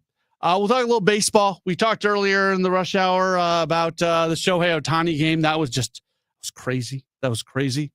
Tonight, we are going to get the other participant in the World Series. I don't know. Who are St. Louis sports fans rooting for in this one? There's text in. I'd be interested in this one. Drop in text messages, and I'm just going to kind of do a straw poll as we go along. Who are you rooting for tonight? Toronto or Seattle? 314-436-7900. 314-436-7900. That's how you text in. Who are you rooting for? Seattle or Toronto? I'm all in on the Seattle team. I think they're fun. I don't know who's going to have an opportunity against the Dodgers, but I really think the Seattle team is fun. So, and here's, my daughter goes to a school where her principal is a big Seattle fan. And I told her, hey, every day you see the principal, go up and say, go Mariners. And she's all in on it. And I think it's given her some, favorite status at the elementary school. So there it is. Yeah, we're really starting to get some text in so far. We're seeing a lot of Seattle's come in. So it seems like St. Louis is pulling for Seattle tonight based off the messages that I'm seeing right now. Again, 314-436-7900. You can just text. A lot of people are doing it. Just text in Seattle or Toronto, and we'll see what this looks like as we move along. We will take a break, and when we return, we are going to be joined by a hockey analyst, Mike Kelly. We'll get his thoughts on the Blues here through the first handful of games. That's up next. You are locked to a Gray Bar Sports Open Line on KMOX. Now, 90 and 60.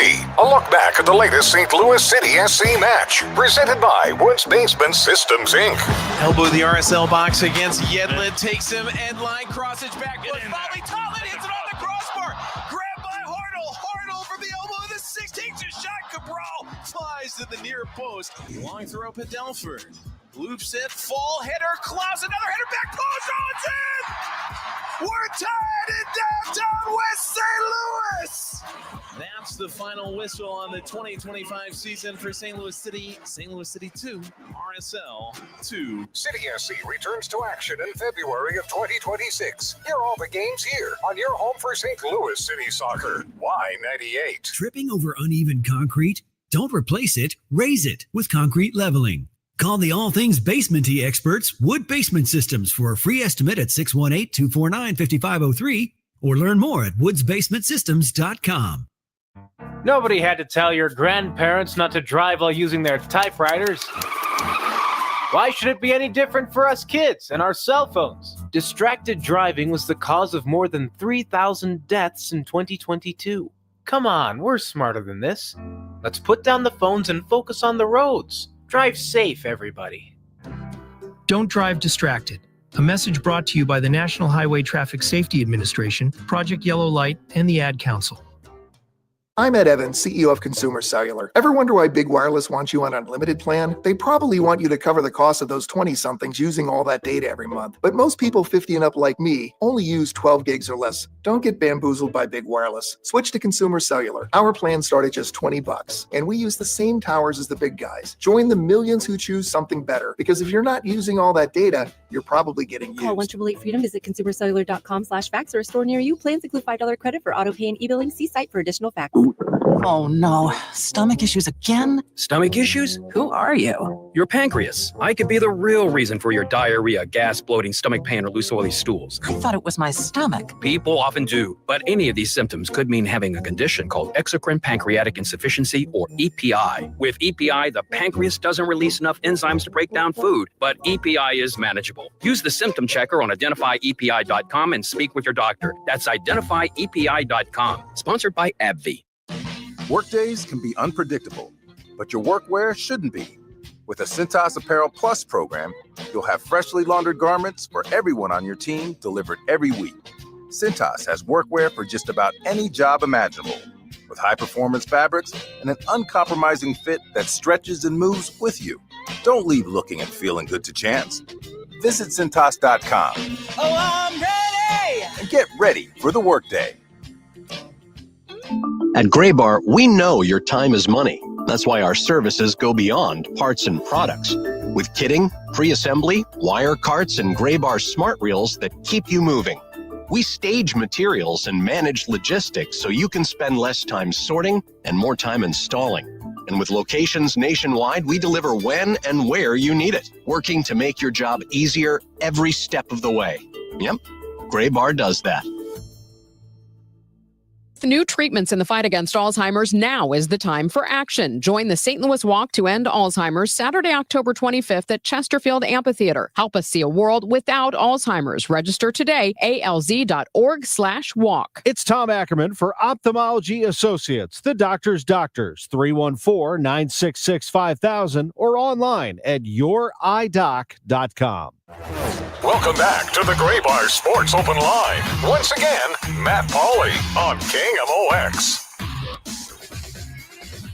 It's Gray Bar Sports Open Line right here on KMOX. Very happy to welcome on to the program right now. He is a hockey analyst with NHL Network, also doing some work with FanDuel Sports Network. He is Mike Kelly. You follow him on Twitter at Mike Kelly NHL.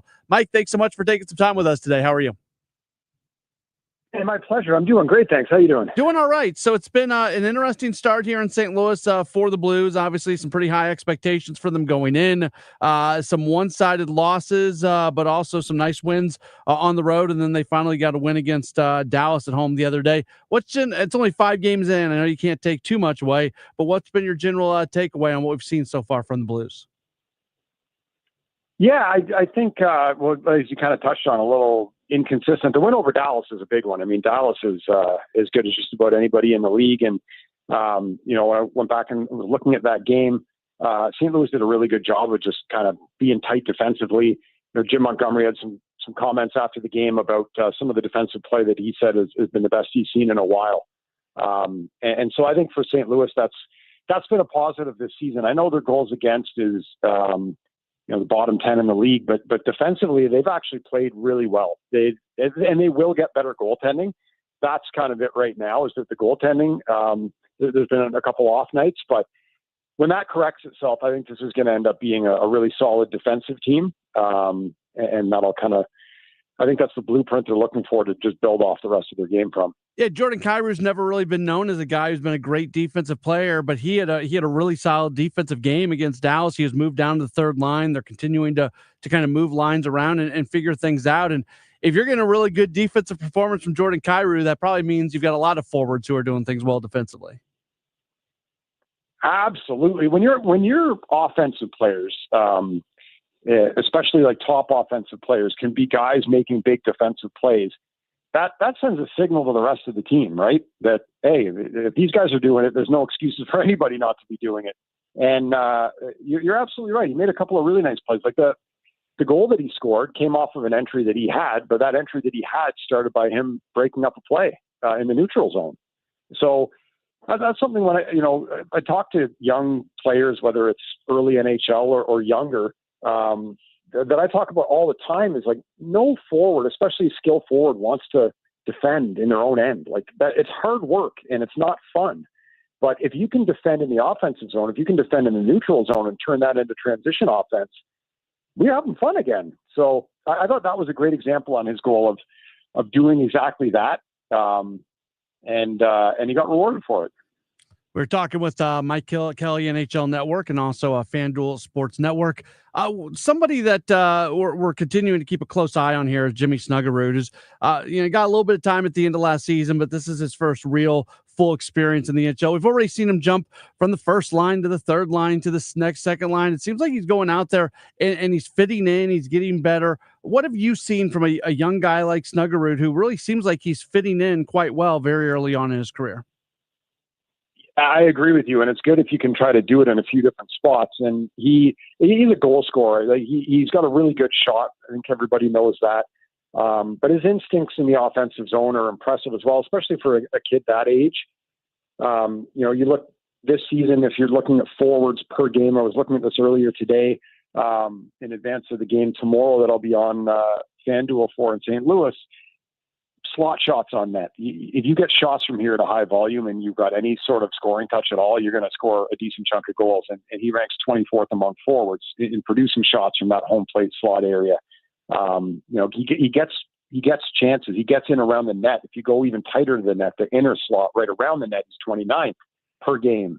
37th in rebound chances. So you're top 40 in the league. And the season's young, obviously, but you either go there or you don't. Right. And he does go there and he's got the shot to match. So if he can continue to produce that kind of volume from these key scoring areas with the ability he has to put the puck in the net, that'll be a big, big win for the St. Louis Blues. One player who's not on the ice right now is defenseman Logan Mailloux. They've taken him off just as he's a young guy, and they went out and got him in the offseason. There's still a lot of excitement about what he's going to turn into. But how challenging is it when you do have a young player who's trying to adjust to the NHL and it's not working, and you actually have to do what the Blues have done here and made him a healthy scratch as he tries to find his way back in? Montgomery has said once he's back in, he's in for good, but we just don't know when that's going to happen. Yeah, it's the hard. I mean, if we're not talking about goalies, just in terms of the other positions you can play in the sport, it's the hardest one to get accustomed to, I guess, at the NHL level as a young player. You see it all the time.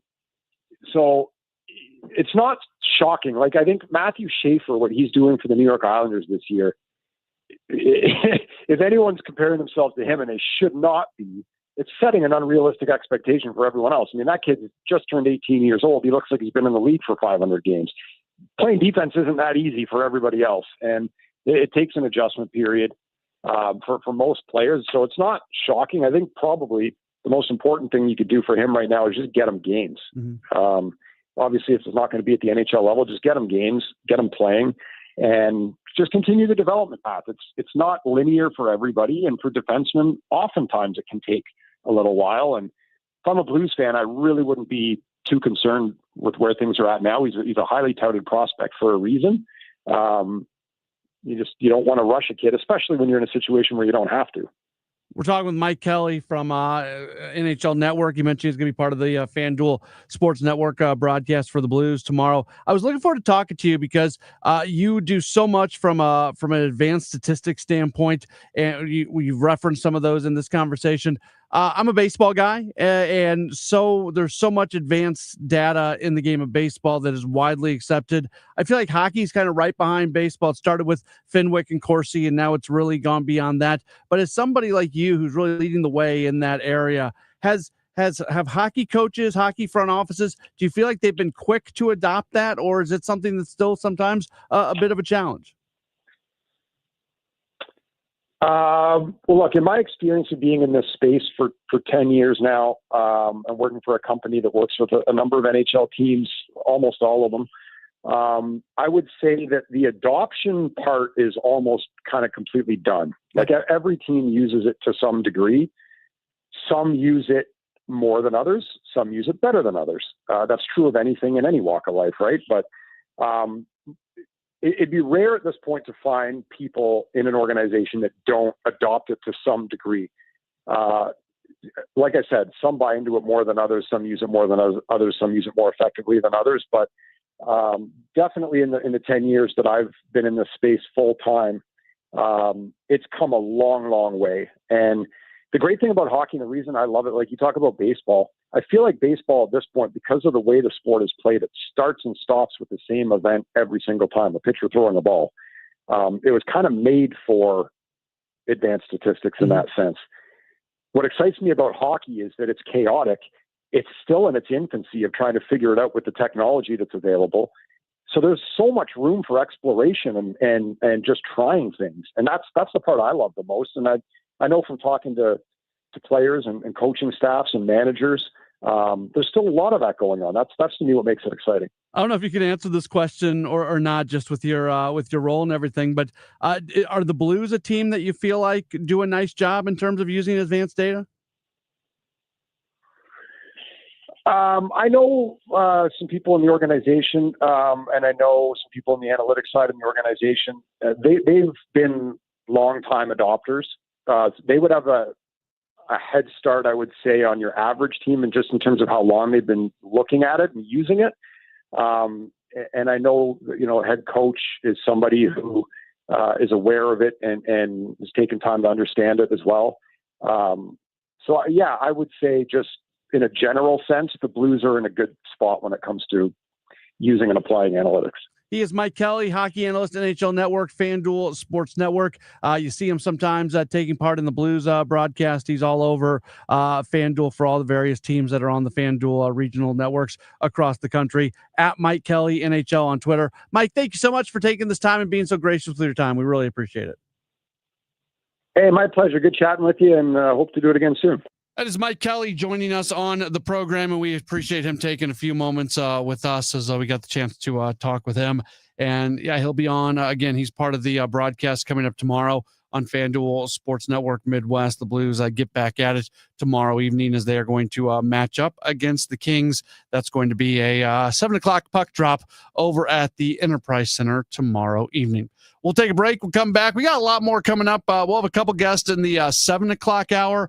Just after the 7:00 news, we're going to talk with Mark Saxon. We'll talk Mizzou sports with him, and also a little baseball. And next hour, the head coach of the Lindenwood men's hockey team that got just a fantastic win against a top 5 team in the nation, Denver. We'll talk with Coach Fisher coming up next hour as well. Don't go anywhere. You are locked into a Gray Bar Sports Open Line on KMOX. One of the best ways to find out about 3-Day Kitchen and Bath is actually to hear the results for yourself. On the phone with us is Wendy in Darwin. Wendy, you got a brand new bathroom. I do, and it's beautiful. Are you loving it? I am absolutely loving it. Okay, tell me about your bathroom. It went from a dark room that felt like an absolute cave when I walked into it to a bright, airy, opened the space up. I mean, I don't know what else. It's just absolutely wonderful. She's almost speechless. So, Darwin, tell me about all the man stuff. How did it work? The quality, the convenience. How did they do? Excellent. We contacted 3-Day Bath, and they got back to us the next day. The communication was excellent. They were on time in all their promises, and it's beautiful. It's It's a great bathroom. Would you do it again? Oh, absolutely. For more about your new kitchen or bath, visit 3daykitchen.com. 3-Day Kitchen and Bath. Oh no, stomach issues again? Stomach issues? Who are you? Your pancreas. I could be the real reason for your diarrhea, gas, bloating, stomach pain, or loose oily stools. I thought it was my stomach. People often do, but any of these symptoms could mean having a condition called exocrine pancreatic insufficiency, or EPI. With EPI, the pancreas doesn't release enough enzymes to break down food, but EPI is manageable. Use the symptom checker on identifyepi.com and speak with your doctor. That's identifyepi.com. Sponsored by AbbVie. It's Cybersecurity Awareness Month. LifeLock is here with tips to help protect your identity. Use strong passwords, set up multi-factor authentication, report scams, and update your software. And for comprehensive identity protection, LifeLock is your best choice. LifeLock alerts you to suspicious uses of your personal information and fixes identity theft, guaranteed, or your money back. Start your protection today with a 30-day free trial at LifeLock.com. Use promo code NEWS. Terms apply. Let me tell you about this new pretzel cheddar club. Hey, I'm Carlos. And I'm Ebony. And a little thing we love about the Chick-fil-A Pretzel Cheddar Club is the tangy Dijon with the pretzel bun. It takes it to a whole nother level. It goes perfectly with the chicken and the cheddar cheese and the bacon. Man, you know how much you love bacon. And I love the different varieties. Grilled, spicy, original. It gets you nice and excited for fall. Order the Pretzel Cheddar Club with Cherry Berry and Sprite for a limited time on the Chick-fil-A app. Real guests paid for their testimonials. There's nothing like when you get that part from eBay and it just fits. Yeah, the first time. So you can do less of this and get right back to more of this. At eBay, you'll find all the parts you need, guaranteed to fit, at prices you'll love. Sounds good, doesn't it? eBay. Things people love. Eligible items only. Exclusions apply. It's easy to feel apprehensive about getting screened for cancer or to just keep putting it off. But Siteman Cancer Center wants to remind you how important it is, especially after the age of 40. And they also want you to know how easy it is to get it done. GetScreenedNow.com has all the information you need on cancers like prostate, breast, colon, lung cancer. You can also find out your risk of disease by answering just a few simple questions. And then you can find one of the hundreds of screening locations in the area. Even if you're a little farther out, there is probably a place near you. You have heard this before, but catching cancer early dramatically increases the odds of a successful treatment, especially with so many cancers showing up earlier in life. So do not be intimidated. Siteman will make the process as simple as possible. GetScreenedNow.com. Do it for your family and friends who count on you. Do it for yourself. Visit GetScreenedNow.com. Welcome back to the Gray Bar Sports Open Line. Once again, Matt Pauley on KMOX. Back at it here on a Monday night edition of the program. Coming up next hour, we're going to talk with Mark Saxon. Right off the bat, just after the 7 o'clock news, associate sports editor with the newspaper in Columbia, the Columbia Missourian. And then also next hour, we're going to talk with Keith Fisher. He is the head coach of the Lindenwood hockey team after they got a big win against number 5 GU over the weekend. So those are our interviews that are still coming up. I'd thrown this out earlier. I was curious because I am rooting for the Seattle Mariners tonight. I'd like to see them win. And I threw out, hey, send in a text and let me know who you're rooting for tonight, Seattle or Toronto. Amazingly enough, there is not a single Toronto text that I've got in. So from a very unofficial survey, we can say that St. Louis is definitely in Seattle's corner tonight. So we'll see if they can win a Game 7 on the road. I think Toronto probably wins Game 7 at home. More often than not, you're probably going to win that game. And then we'll have a World Series matchup. A lot of people are annoyed that the Dodgers are there. I understand it. In many ways, the Dodgers storyline has gotten a little bit hijacked here because, and I think, and this is not a criticism of Jeff Passan from ESPN, who I really, really like when it comes to all of the baseball insiders and the national baseball folks. Passan, if he's not my favorite, he's one of my favorites. He's He's really, really good at what he does. I like the way that he looks at baseball. But he had written something that kind of presented that Brewers-Dodgers series as the thing that is going to determine whether or not there's going to be a labor, whether there's going to be, labor stoppage, whether there's going to be labor issues going into 2027. And that's oversimplifying what he was saying, but in our world where everything's about headlines and bullet points, that's how a lot of people took it. So that sort of started this narrative. And then there's a report over the weekend that the Dodgers are going to make a run at Kyle Tucker. So then that just adds that much more to the whole idea that the Dodgers are on a different level, have a different playing field. And in some ways they do. Like, I'm not trying to, there are things the Dodgers do that you really appreciate because they do take more of their profits and their income and everything and put it back into the team. I agree with that. And Dave Roberts talked about that. But also their incomes, their revenues are a lot more.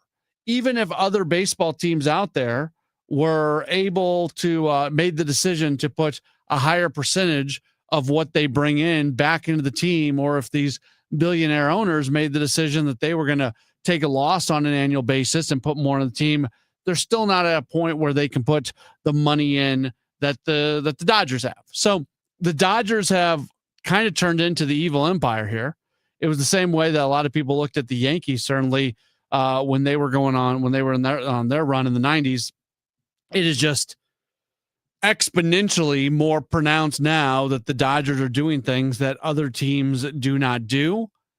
So it's being presented in a way that this is going to force a work stoppage a little bit more than a year from now. And look, there's a lot of kind of angling agendas that come to all of this. And I promise you, owners are already trying to plant things with some of the baseball insiders. Agents are trying to do some things. The Players Association, you're going to see a lot of stuff. If you're starting to see some things written, especially from a lot of people that are pushing you in the same direction, I would encourage you to think about what you are seeing and whether or not this is being pushed by somebody who's got a little bit of an agenda. I'm not saying that there's not going to be a work stoppage after this upcoming season. I'm very sure there is going to be a lockout during the offseason. Once the owners can lock out the players, they are going to. Honestly, I'd be surprised if spring training starts on time. But I would suspect that it ends up playing out the same way that the last one did, where spring training started a little bit late, but you were still able to get the full 162 game schedule in. Nobody wants to miss games. Players don't want to miss games. Owners don't want to miss games. Nobody wants to miss games. And until they get to a point where they are actually missing games, I don't think it's going to happen. I don't think that's going to go in that direction. And I could be wrong. I certainly could. I don't know how dug in everybody is. Here's what causes you to miss games, though. If the owners walk into it a year from now and they say, we want a salary cap, and we are not moving off the idea of having a salary cap, well, then there's going to be missed games, because that's not something that the players agree to. But if the owners walk in and say there is a problem with some of these teams and the amount of money that they can spend, and it's creating a disparity in the competitive ability of teams to win at the highest level, well, then you can start having a constructive conversation about the things that can happen. And I think there are things that can be done. I've talked a lot about this lately, so please forgive me if you've heard me say what I'm about to say. But I think if they came out of this next collective bargaining agreement and created an extreme tax on the big time spenders, on the Dodgers and the Mets of the world, where, I mean, it takes what they're paying right now in the luxury tax and taking it just to another level where exponentially it is a huge number, where it would either force those teams to come back from that number, or it would distribute so much money across the rest of baseball that it would be impactful. Well, that would be the first thing you can do. I do believe there should be a salary floor. I would contend that it is a bigger issue in baseball. Some of the teams that are not spending enough money as opposed to some of the teams that are spending. And I would also, if there was a salary floor, I would take it one step further where every team has to spend the floor plus whatever money they receive from revenue sharing as a result of the tax money. So if the salary floor is $100 million, $120 million, let's say $100 million, and you receive $7 million because the Dodgers took their payroll to a certain point, well, then you should be required at 107. So it would force that money to be respent. I'd really like to see that, and that starts the process. An international draft is something. So there are things that can be done. And I don't think the Dodgers being in the World Series and the Dodgers potentially winning the World Series is going to mean, oh, there's not going to be baseball in 2027, or oh, they're going to miss the start of the season. I don't think that's a foregone conclusion, but I do think it's really, really important for each side to understand what the other side is dug in on, what the other side is not willing to negotiate on, and then go from there. Because there's going to be a ton of things that are negotiable, ton of things. So go find some common ground on those things, and then take your respective losses in the areas where the other side just will not come off of it. And if you do that, it probably results in a better CBA than is in right now. But if you're focused just on winning, if you're focused on getting things done that the other side will not budge on, that's where there could be a problem. And if you sit there and try to say, look at the Dodgers, look at the Dodgers, look at the Dodgers, they got to the World Series. Maybe they won the World Series. They went after Kyle Tucker after winning the World Series. If that happens, that hasn't happened yet. If you try to project the Dodgers as the evil empire, the reason why everything in baseball is not good, well, then I think that's a hard place to start from. And there's nothing wrong with focusing in on the fact that there are teams that are not big money teams that can have success. Whether, the Cleveland Guardians are a great example in the run that they went on. Obviously, the Milwaukee Brewers. And I know people say, well, the Brewers got swept by the Dodgers. I would also contend, as someone who pays a fair amount of time, fair amount of attention to the Brewers, I know they always think out of the box. I know that they are they're a really smart team.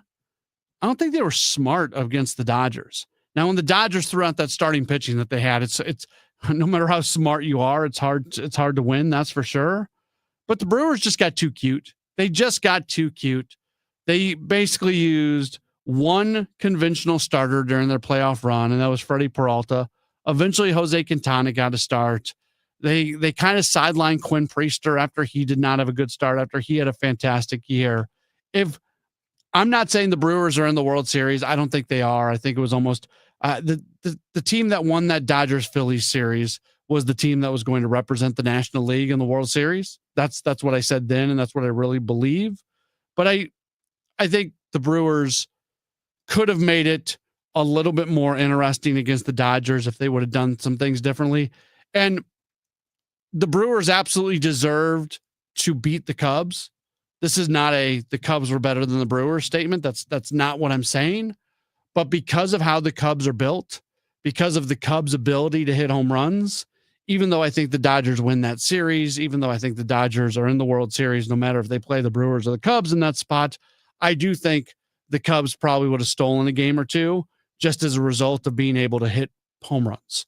You go hit home runs, you win games. You're going to slug your way to a win or two in that series if you're the Cubs, something that the Brewers just did not seemingly have the ability to do. All right, we'll take a break. We'll come back. We'll wrap up hour number 1 of the program.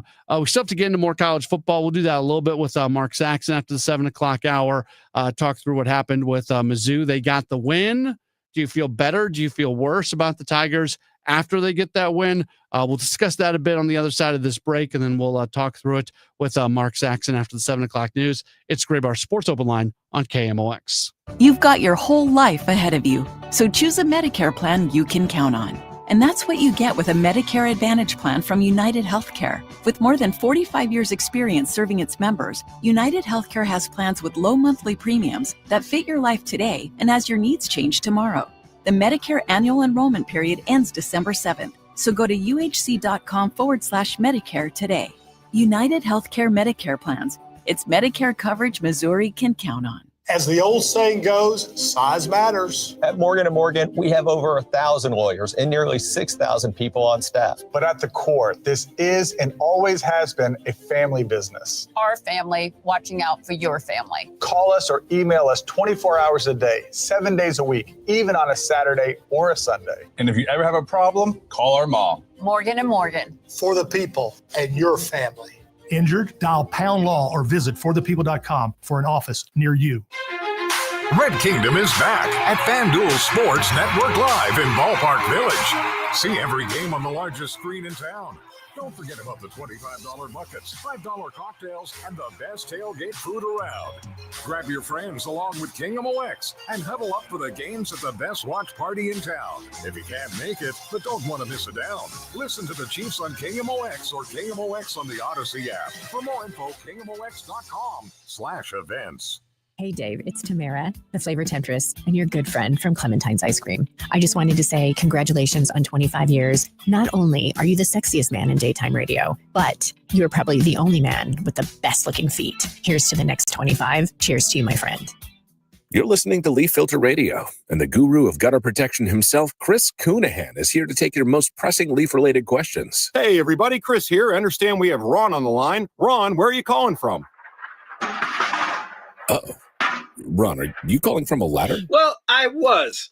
I wanted to ask Chris what I need to do to get my gutters ready to have leaf filter installed. Oh, Ron, you don't have to do anything. A Leaf Filter Trusted Pro will come out and clean out your gutters, realign and seal your gutters, and install Leaf Filter, America's #1 gutter protection system. So I didn't need to get on this ladder? Ron, Leaf Filter Trusted Pros are in your neighborhood and ready to help. Just visit leaffilter.com/deal to schedule your free gutter inspection and get up to 30% off. Thank goodness.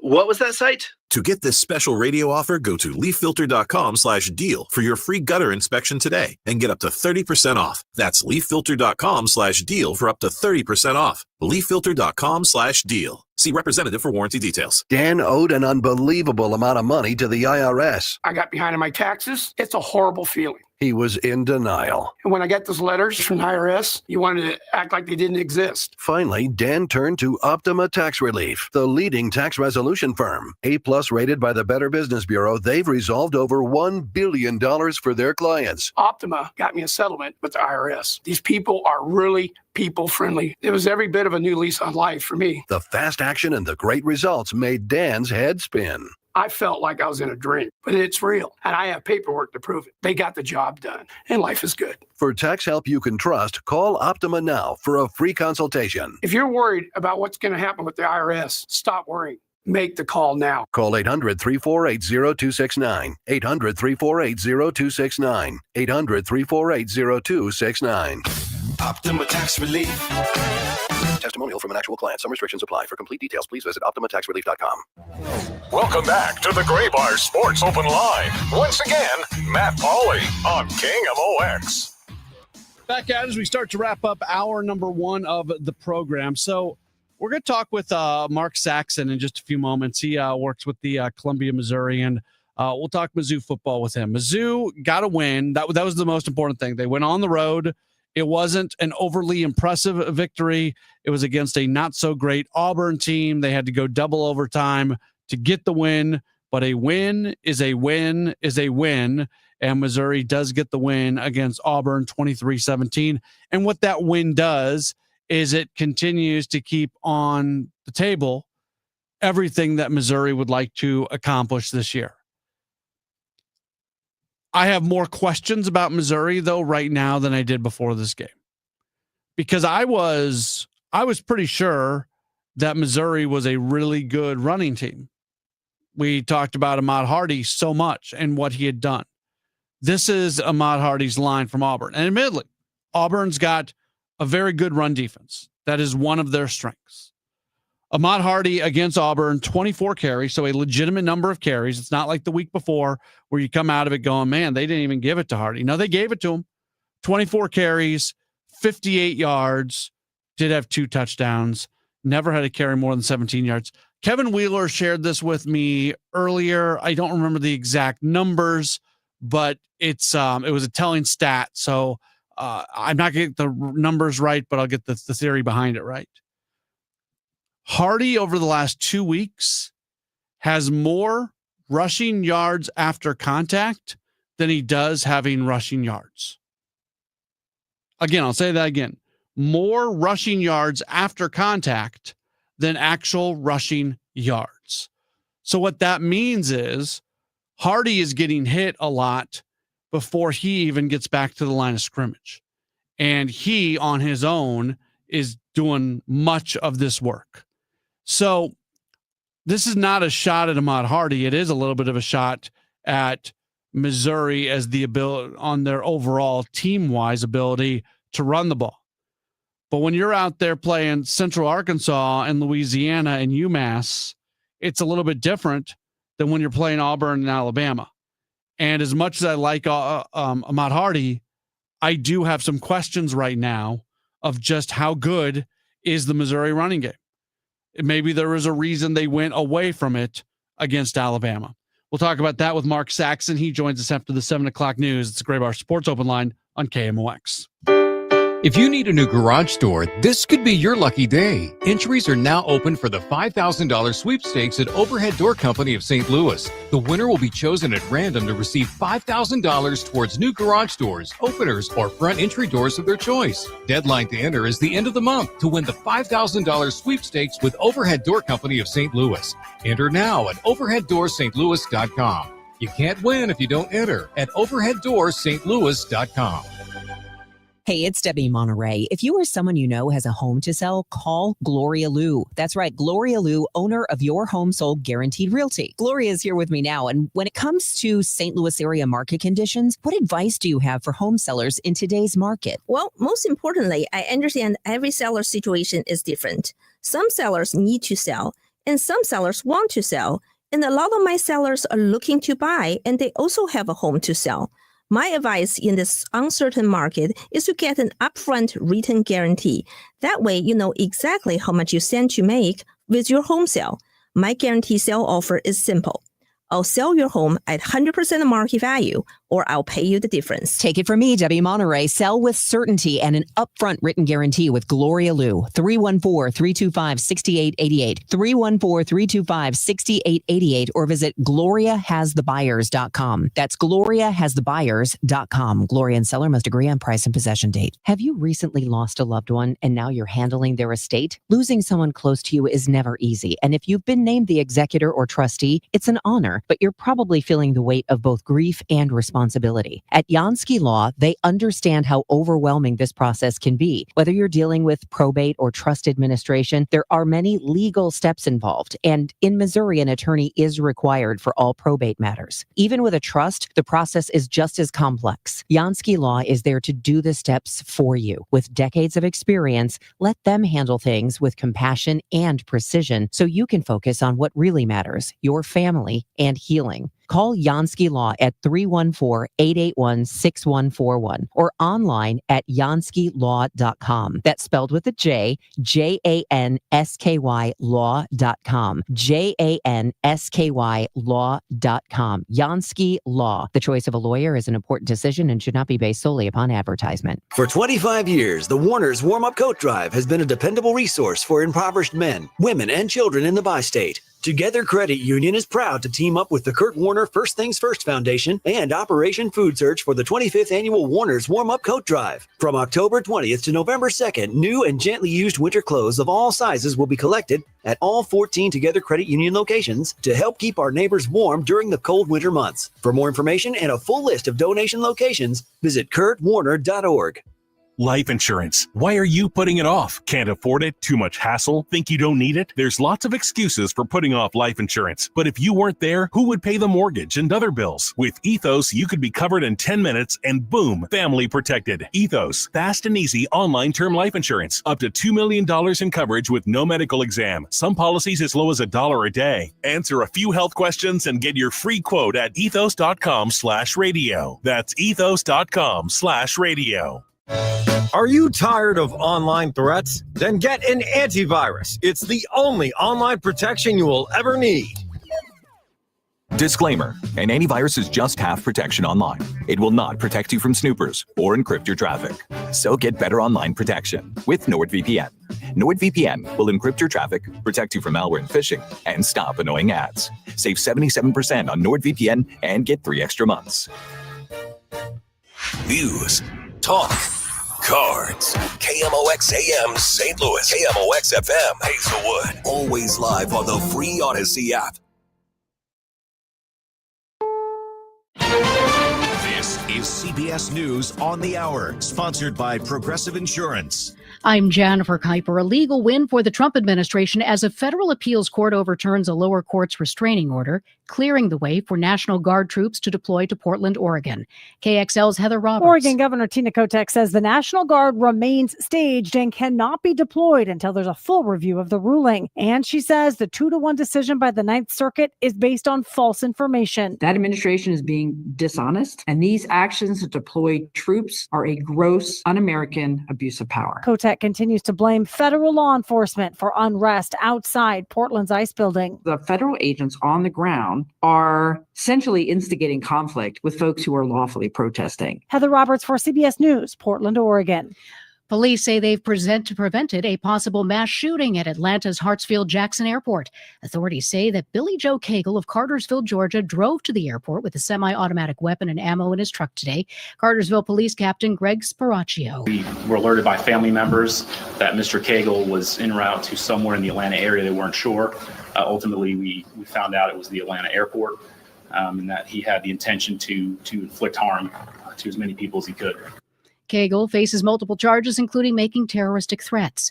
Former President Biden has completed a round of radiation therapy to treat an aggressive form of prostate cancer. CBS's Matt Piper. A spokesperson says the former president, who turns 83 next month, finished several weeks of radiation therapy treatment at Penn Medicine Radiation Oncology in Philadelphia, ringing the bell. But it's unclear whether Biden will need to undergo any other treatment, since doctors always need to assess a patient's progress in the weeks after they complete cancer treatment. People across the world had a hard time accessing businesses, chat sites, and other apps after what Amazon Web Services calls an underlying issue that needed to be fixed. It's bouncing back, but CBS News tech contributor Ian Scher points out. For many companies, particularly retailers, banks, and all sorts of others that process data constantly, every second that's lost is money down the drain. The federal government shutdown is now the third longest in U.S. history. On day 20, another GOP short-term funding bill has failed in the Senate. CBS's Nicole Killian on Capitol Hill. Efforts to reopen the government, even on a temporary basis, have stalled on Capitol Hill. We're not going to negotiate on anything until Democrats stop holding government funding hostage. Our country is staring down the barrel of a healthcare catastrophe. As Democrats and Republicans remain at odds over a key sticking point, whether to extend health insurance subsidies under the Affordable Care Act. This is CBS News. Think O'Reilly Auto Parts for all your car care needs. Get the parts and service you need fast from the professional parts people at O'Reilly Auto Parts. At 7:03, it's a partly cloudy sky. Right now, 63 degrees downtown at the Arch. You see orange cones on the highway and you have to slow down a little bit. I want to say I'm sorry, not really sorry, though, because it is about building the future of the state. Governor J.B. Pritzker in the Metro East touting the Rebuild Illinois program in one of the towns benefiting, Little Fairmount City, population less than 3,000. Governor Pritzker says this wasn't about rectifying the shortcomings of Illinois' past. Illinois has undertaken a full-scale modernization of infrastructure systems across the state. Rebuild Illinois has put tens of thousands of people to work, building 21,000 lane miles of roads so far, more than 800 bridges so far, along with river ports and early childhood centers. And improvements to school classrooms, airports, bike lanes, crime labs, rail stations. Improvements are underway to major streets and corridors in Fairview Heights, in Granite City, in Cahokia Heights, in Belleville. But Pritzker says there's more work that needs to be done. Maria Akina, KMOX News. 2 schools have been taken off of a lockdown in Gasconade County. Gerald Elementary and Rosebud Emmanuel Lutheran went down on lockdown earlier today as a precautionary measure. State leaders are learning more about a new Missouri law regulating the exporting of water out of state. It's a big issue out west. Kim Huckabee, a geologist representing the state's Water Resources Center, briefed Missouri's Safe Drinking Water Commission this week about the new law and why it was needed. I'm sure we've all heard about water shortages throughout the United States. And so many states are looking for other water resources. And historically, Missouri didn't have any statutes in place to consider, evaluate water for export or prohibit it. The new law bars water from Missouri from being exported out of state without a permit, with some exceptions. That includes for single-use bottled water and if the water being withdrawn and its final destination are both within 30 miles of Missouri's border. You all know me. Are you kidding me? In the wake of his departure from KSDK, Rennie Knott says the suddenness of the decision is baffling to him, given his long and unblemished history at the station. Knott says during his more than 2 decades at Channel 5, he never had an issue. I have spent my time giving to the community, doing the stories. I've never been to HR. I never had a write-up. All of my reviews have all been exemplary.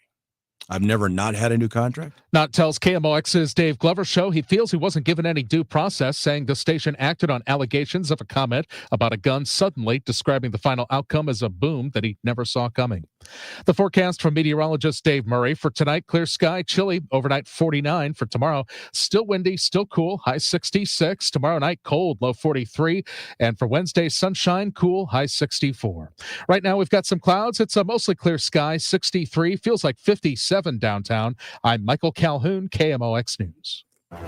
Welcome back to the Gray Bar Sports Open Line. Once again, Matt Pauley on KMOX. We are back at it as we get into hour number 2 of the program. Very happy right now to be able to welcome onto the program. We'll talk a little Mizzou with him. We'll also probably get into a little baseball before we wrap things up. He is the associate sports editor with the Columbia Missourian. He is Mark Saxon, and you can follow him on Twitter at Mark A. Saxon, Saxon. Mark, thanks for taking some time. How are you? Oh, I'm doing great. It's fun to be back on the airwaves with you, Matt. And it's been a very interesting start to the Mizzou season, and a lot of excitement for good reason. Who would have thought, right, that Vanderbilt Mizzou would be the center of the college football universe in mid to late October, right? Yeah, I don't think many people had that on their bingo cards for sure. Do we have more answers or more questions about Missouri based off what happened against Auburn? I don't, I think actually a lot of the questions that were there before that game were sort of underlined in ink, if that makes sense. I don't think any new issues arose, but, for all of their rushing yards that they had just piled up through those first, 5 games, before they got to Alabama and Auburn, so the crux of the SEC schedule. If you really dug in and looked at how they were getting those yards, a lot of them were just the greatness of Ahmad Hardy. Some of the offensive line grades on the blocking side were not great, so he was just breaking tackles and getting a lot of yards after contact. Well, what happened, I think, against Auburn is some of the issues on the offensive line proved to be a little bit more costly because guys were getting and hitting him in the backfield rather than when he got to the hole or a yard or two downfield. So I think they do have some issues they need to clean up on the offensive line side. And I do think there have been too many big plays on the passing side for other teams. I think there's some miscommunication happening at times from the secondary. But again, beyond that, I would not say that there are enormous questions surrounding this program right now. They seem to me to be pretty solid all the way through the roster. Yeah, it's really hard to win on the road at the SEC, and I think we saw that when you looked around some of the other games. Texas almost lost against Kentucky. You saw Texas A&M almost losing at Arkansas. if you want to take a shot at Missouri for maybe not playing their best game against Auburn, is it also important to remember at the same time that they're playing on the road for the first time this year? Oh, it's absolutely enormous. And the coaches were extremely concerned about that, because what happened last year, the first time they went on the road, they were undefeated. They went down to Texas A&M and they got clapped, right? They lost by, 30 points. And they kind of reeled for a little bit while after that. I mean, they were lucky enough, after that A&M game, they played UMass, one of the worst teams in FBS. So that helped. But, they had a lot of focus on that. They had so much focus, in fact, Matt, that the team took like a practice road trip before the season started to Lindenwood College, of all places. They traveled to St. Louis, St. Charles area, just to practice sort of the protocols of a big-time college football team practicing, and the meetings you do at the hotels and all that stuff. That's how concerned they were coming off of what happened last year at Texas A&M. So, yeah, it got that out of the way. They know they can win on the road in an extremely hostile environment. Their stadium is a tough place to play. And so, yes, I would say that was maybe the most important thing that happened from the Zoo out of this game. On social media, not that it matters, but on social media, Drink got a little bit of criticism for how he celebrated it. What did you think about his post-game celebration, jumping up and showing his enthusiasm? Oh, you know what?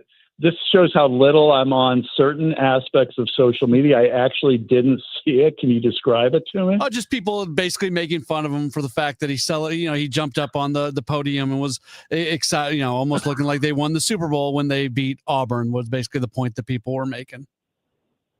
So my impression of Drinkwitz is that's just his personality, right? I mean, he does that stuff all the time.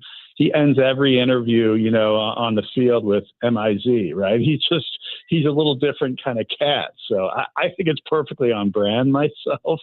They were fired up again. Like that was, I wouldn't call it a trap game because it is Auburn. I mean, that's a little disrespectful, but Auburn has some very talented football players. They have a receiver who I think is going to be an NFL standout named Cam.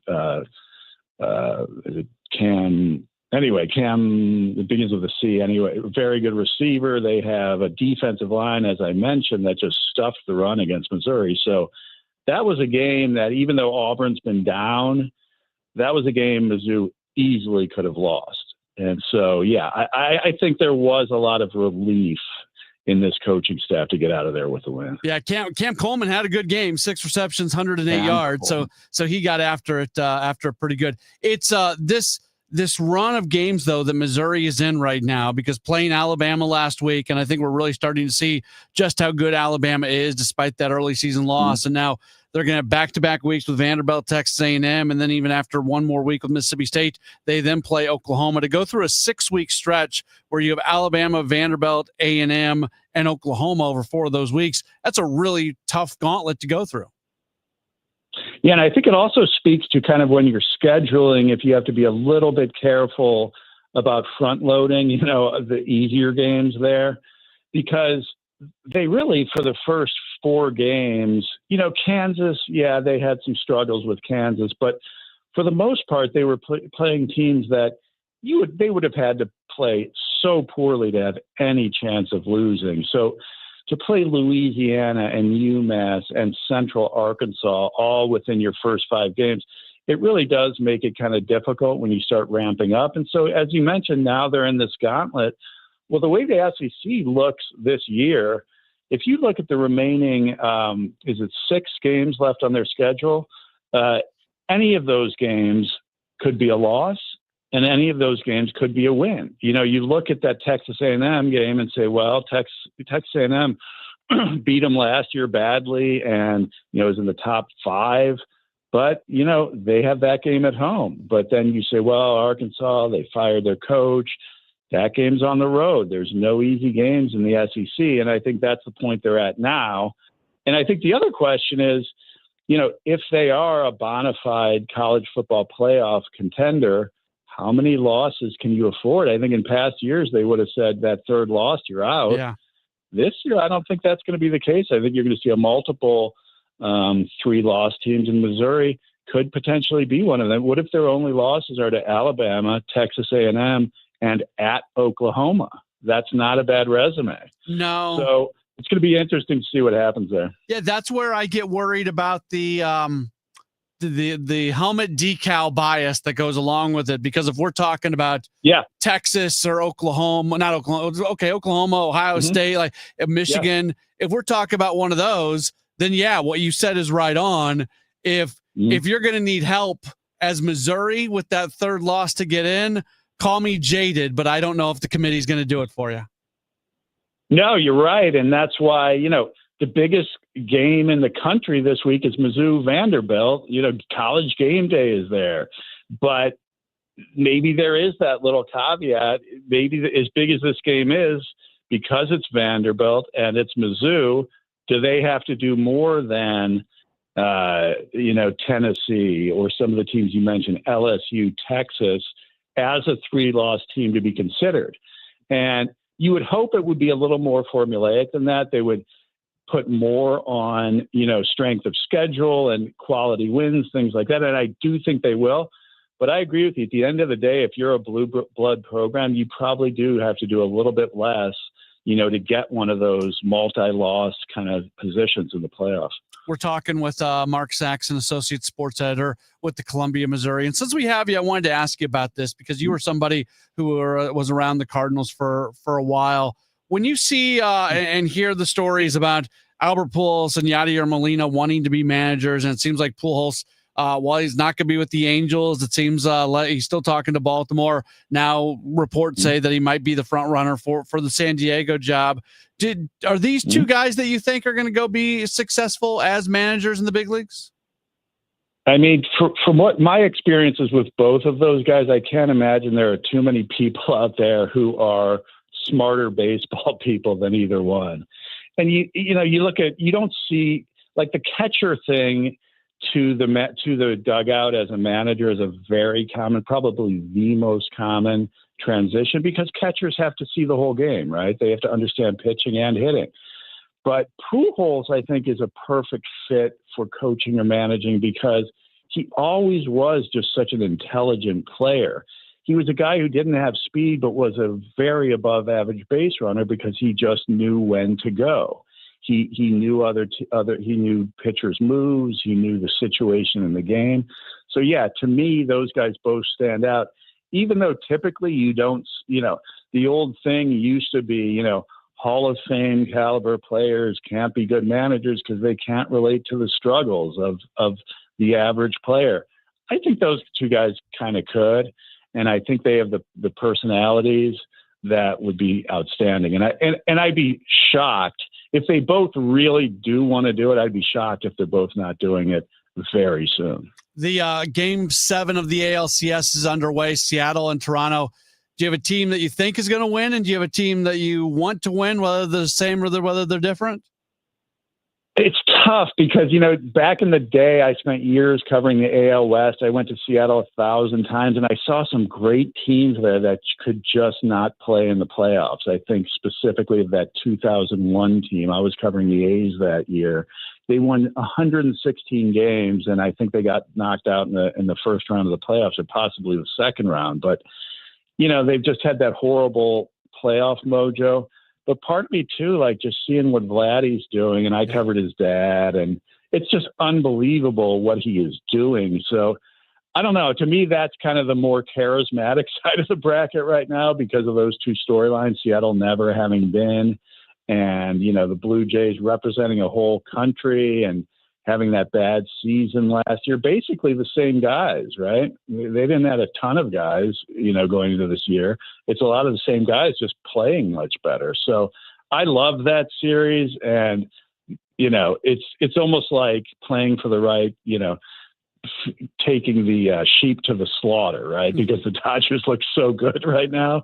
but still, anything can happen in that series, and it's just so much fun this time of year specifically. Seattle just jumped out to a 1-0 lead. I've got the game on in the monitor here, so they've got the 1-0 lead. Yeah, so we'll see how things go. Mark, encourage people to follow along with you, associate sports editor with the Columbia Missourian on Twitter at Mark A. Saxon. Thanks so much for the time, and we'll catch up again real soon. Oh, I would love that. It was so nice visiting with you, Matt. Take care. Awesome. Very good. That's Mark Saxon joining us here on the program. Daniel Henkamp is here. I don't know. Did somebody I literally looked down. I'm talking to Mark. The game was scoreless. I look up and it's 1-0. Did somebody hit a home run? What? I don't know. I can look it up. But yeah, that happened very, very quickly where it is now it's a 1-0 game for Seattle. But I said this earlier. Everybody, every single message we have gotten at this point. No, it was a Naylor single to score Rodriguez. So that's how the Mariners have the 1-0 lead. Every single message we have received is people really excited about the Mariners, or at least rooting for us. Yeah, we had one texter who's very unhappy with the fact that a league that is mostly based in the U.S. has a Canadian team. I was talking to who was I talking to about this? Oh goodness, I can't remember. Somebody was really smart, and knew exactly what they were talking about. Because I've always I always appreciated Montreal as a baseball market and thought the Expos were fun. And as baseball goes to expand at some point in the next handful of years, I thought Montreal would be a team that or city that could get baseball again. And somebody told me, I can't remember who it was, but they had a ton of credibility that just from a financial standpoint and a market size standpoint, it's not going to work. Where a Toronto works, because there's, when you think about the conversion rate and everything that goes along with being in Canada, when you've got a city the size of Toronto, it works out because of the money that is involved there and how big of a city that is. But for smaller cities in Canada, everything else from a financial standpoint, that it would just be a complete non-starter in terms of Montreal maybe getting Major League Baseball once again, that there are tons of cities in the United States that would be a better even financial fit than Montreal, which was kind of a bummer for me. I liked the idea of another Canadian team in Major League Baseball like it was before. But right now, as Mark alluded to, the Toronto Blue Jays are representing an entire country at this point against Seattle, who again, Seattle's got the 1-0 lead. All right, we are going to take a break. And when we return, we are set to, this could be fun. We're going to be joined by Keith Fisher. He is the head coach of the Lindenwood men's hockey program. And in case you haven't been following along, Lindenwood did something really, really special on Friday night. They picked up a win against number 5 Denver. That is something special. That's something that everybody involved in that game is going to remember, especially on a Lindenwood standpoint, and from their view of things. They are hopeful that can turn into something more, because like last year they beat Wisconsin early in the season, but they still didn't have a especially great year. See if they can turn a win against Denver into a really good year. We'll talk some college hockey with Lindenwood hockey coach Keith Fisher. He is going to join us in just a moment. Don't go anywhere. This is a Gray Bar Sports Open Line on KMOX. Think back to the holiday season last year. You're surrounded by your family. It's been months since everyone has been together like this. Everyone is talking and catching up, sharing stories and laughing, and your grandson is real quick-witted. He cracks a joke and everyone seems to laugh. But you missed it. How does that make you feel? Do you start to disengage? Do you feel disconnected from the group? I'm Dr. Colleen Bosler, and I don't want this to happen to you this holiday season. Come visit Dr. Adam Voss and me at the Audiology Center for our Here for the Holidays event happening in the month of October. We're offering free hearing screenings, free earwax removals, free consultations, and a $500 coupon towards the latest hearing aids. Call us today to make an appointment for this special event through the month of October. 636-441-7470, or visit us online at theaudiologycenterstl.com. Debt payments keeping you up at night. Credit cards, medical bills, personal loans, it can all add up and feel impossible to keep up. If you owe $10,000 or more in unsecured debt, JG Wentworth may be able to help you and put you on the path to freedom in as little as 24 to 48 months. Imagine one affordable monthly payment instead of juggling multiple bills and creditors. We've helped thousands of people cut their debt by up to 50% before fees, and we don't get paid unless we reduce your debt. The more you owe, the more you could save. Call 877-CASH now. The call is free, the consultation is free, and there's no obligation to sign up. Call today for your free consultation. 877-CASH now. That's 877-CASH now. Don't wait. Every day you delay could cost you more. Call 877-CASH now today. Results vary, not all debts qualify. Debt resolution impacts credit and may increase what you owe. Average savings before fees 43%, 25% after fees. The choice to stop paying creditors is yours. JG Wentworth does not pay debts or provide legal, tax, or credit repair services. Let's face it, planning for retirement can be overwhelming and stressful. And with the headlines full of record inflation, changing interest rates, the threat of a recession, and the possibility of Social Security disappearing, all feel like roadblocks to reaching that retirement finish line. All of these issues can have a major impact on your life savings. So the question is, what are you going to do about it? Well, join us for an exclusive educational event October 21st and 23rd. Discover the tools, strategies, and insights you need to make informed decisions about your financial future in retirement. Seating is limited, and you must register to attend. Call 636-230-8824. That's 636-230-8824. 636-230-8824. Save big money on your dream kitchen upgrade with help from Menards. Clearview Cabinetry offers a selection of finishes made with the finest materials and built to withstand life's sticky messes. They provide features like soft closed doors and drawers and cabinet accessories to match your unique style. Save big money on Clearview Cabinets and check out our weekly flyer on Menards.com for more great deals happening this week. Save big money at Menards. Help keep our community safe and healthy during National Prescription Drug Takeback Day, October 25th. Find a collection site near you at DEATakeback.com. Do your part to lower overdose deaths and prevent drug misuse before it starts.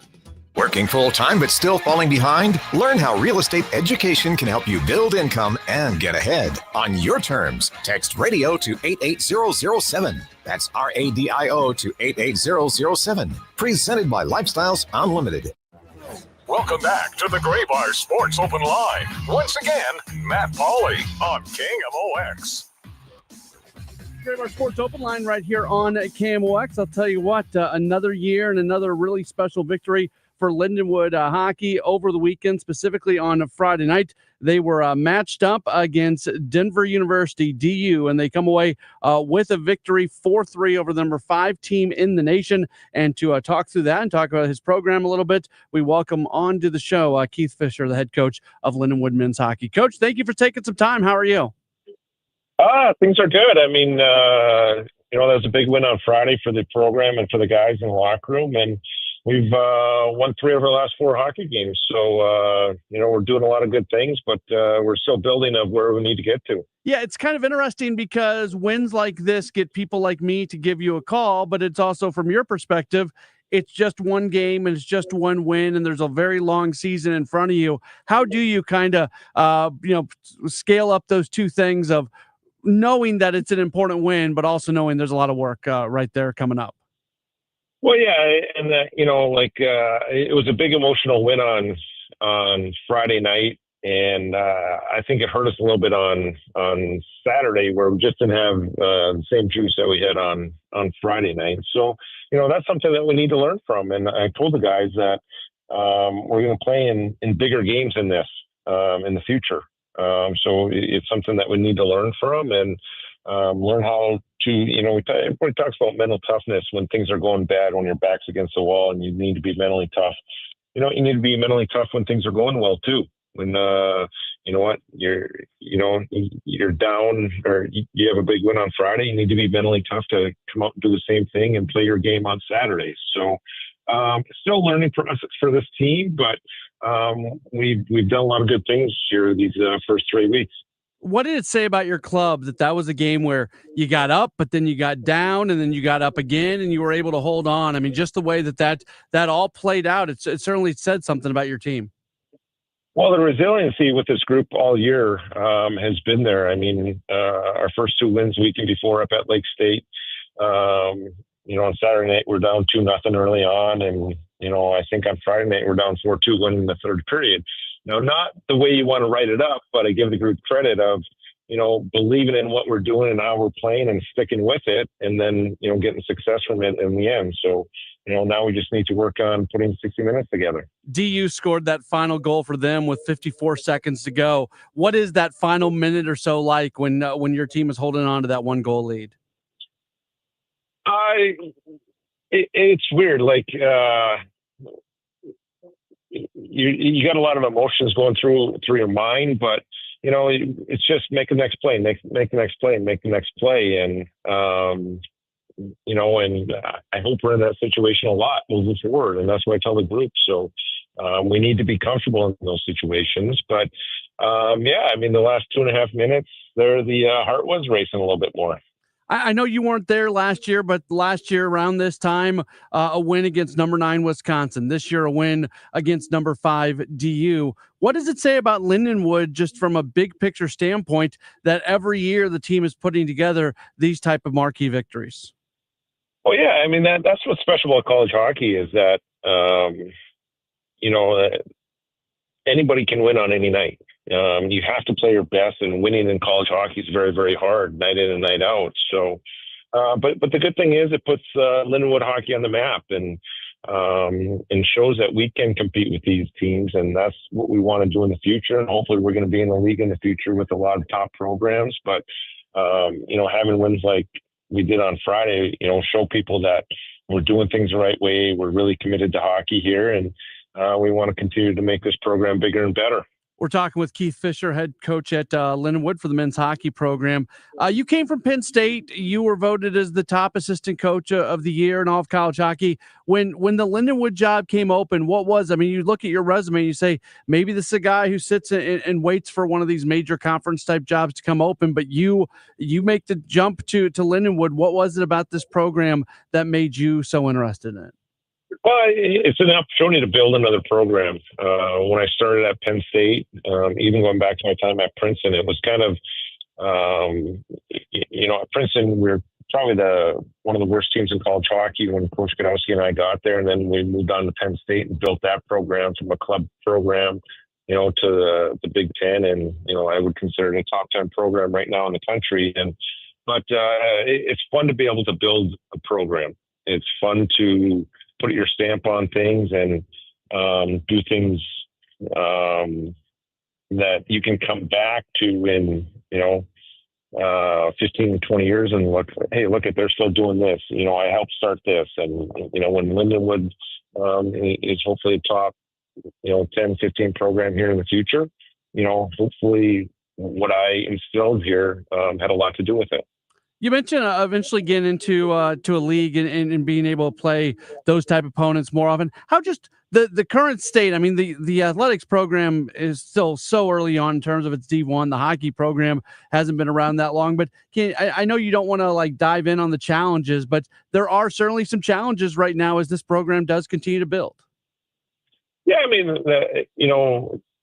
I think our biggest challenge is just getting the awareness out. And that's why I'm pumped that you wanted me on your show tonight. But we need more people. We need more people supporting our student athletes. They work extremely hard, and we have the number 5 team in the country here. And, we need to get 2,000, 2,500. We should be selling 17 out. And I think, just the awareness locally will help us, on a national level as well. But, that's something that we're talking about as an athletic department, is just getting more awareness, within the St. Charles, St. Peter community. We're a real program. We got a ton of great teams coming in here.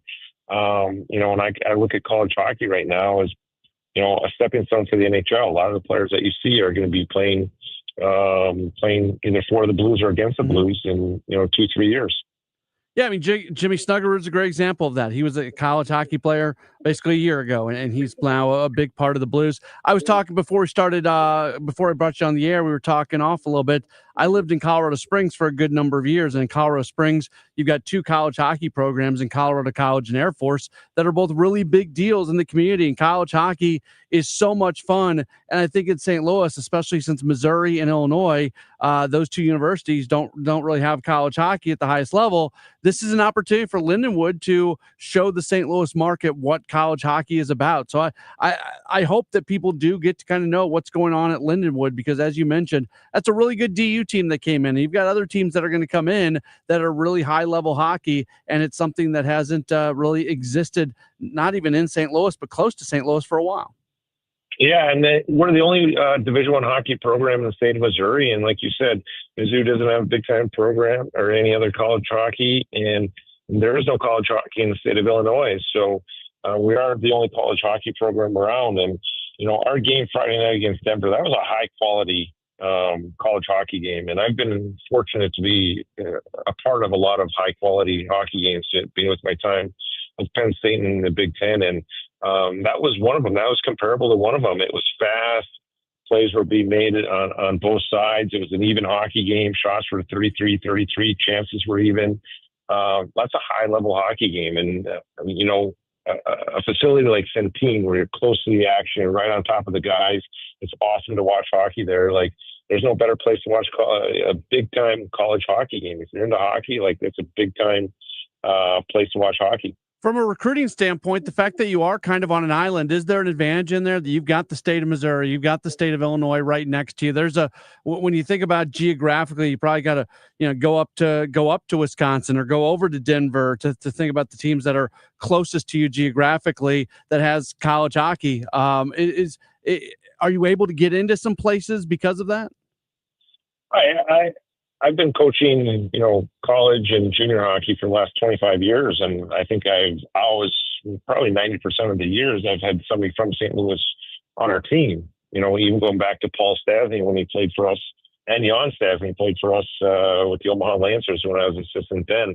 So I think St. Louis is a hockey hotbed right now. And we want to keep all the top local talent that's here. I mean, there's a lot of big time players coming out of St. Louis right now, but then you got to expand your borders a little bit, and hopefully we can tap into the Michigan area a little bit. Maybe Chicago. I'm from Minnesota. I want to get some more Minnesota players down here, and then with the opening of CHL, there is so many more players available that I think it brings the level of play in college hockey up big time. So I think college hockey is just going to improve every year moving forward. If you want to check out Lindenwood for yourself, they're going to be back at home this weekend, Friday and Saturday. They'll take on Miami of Ohio. 7:10 puck drop each night over at the Centene Community Ice Center in Maryland Heights. You can learn all about their schedule and who they are by heading to the website, lindenwoodlions.com. Coach, I really appreciate the time. Congratulations on the win, and hopefully we can chat again down the line. Yeah, I'd love to do this anytime. Thanks for having me on. That is Coach Keith Fisher. He is the head coach of the Lindenwood men's hockey team. Again, that's two things. Thing number one, from a program standpoint, it's really cool when you play at Lindenwood and you get to beat top 10 teams in the nation, like they did last year with Wisconsin and like they did this year with Denver. From a personal standpoint, these are a bunch of 18 to 22-year-olds who just created a memory that they'll have forever. Daniel Henkamp is here.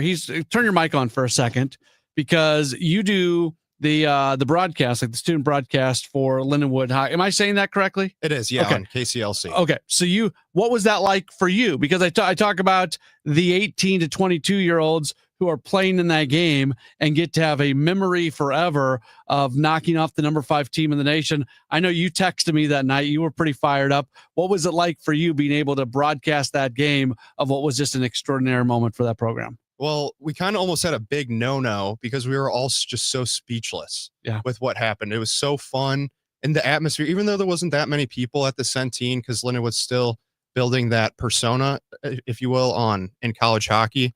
It was awesome. And the guys had so much fun. You could just see all the excitement. I need to get out and watch. I haven't gone. Now, Fridays are tough because I'm hosting this show, but I'll get the family together. We'll come out to a hockey game here on Saturday because I love college hockey, and it's really easy for me to sit here and say, oh, I love college hockey because I used to go to college hockey games all the time when I lived in Colorado, and then not follow that up by actually going to games here in St. Louis. So I'll put it on myself. I gotta go check out some Lindenwood hockey myself because that is it's a great story of what happened this weekend, and hopefully Coach Fisher in his first year. And when I asked him that question about why Lindenwood. Again, he was at Penn State, and he was voted the #1 assistant coach in all of college hockey.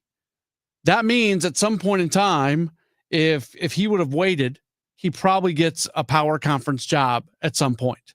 If you're at a power conference team and you've been named the top assistant coach in all of college hockey, even if it wasn't going to be going into this season, at some point in time, one of the big boys is probably going to come knocking on your door.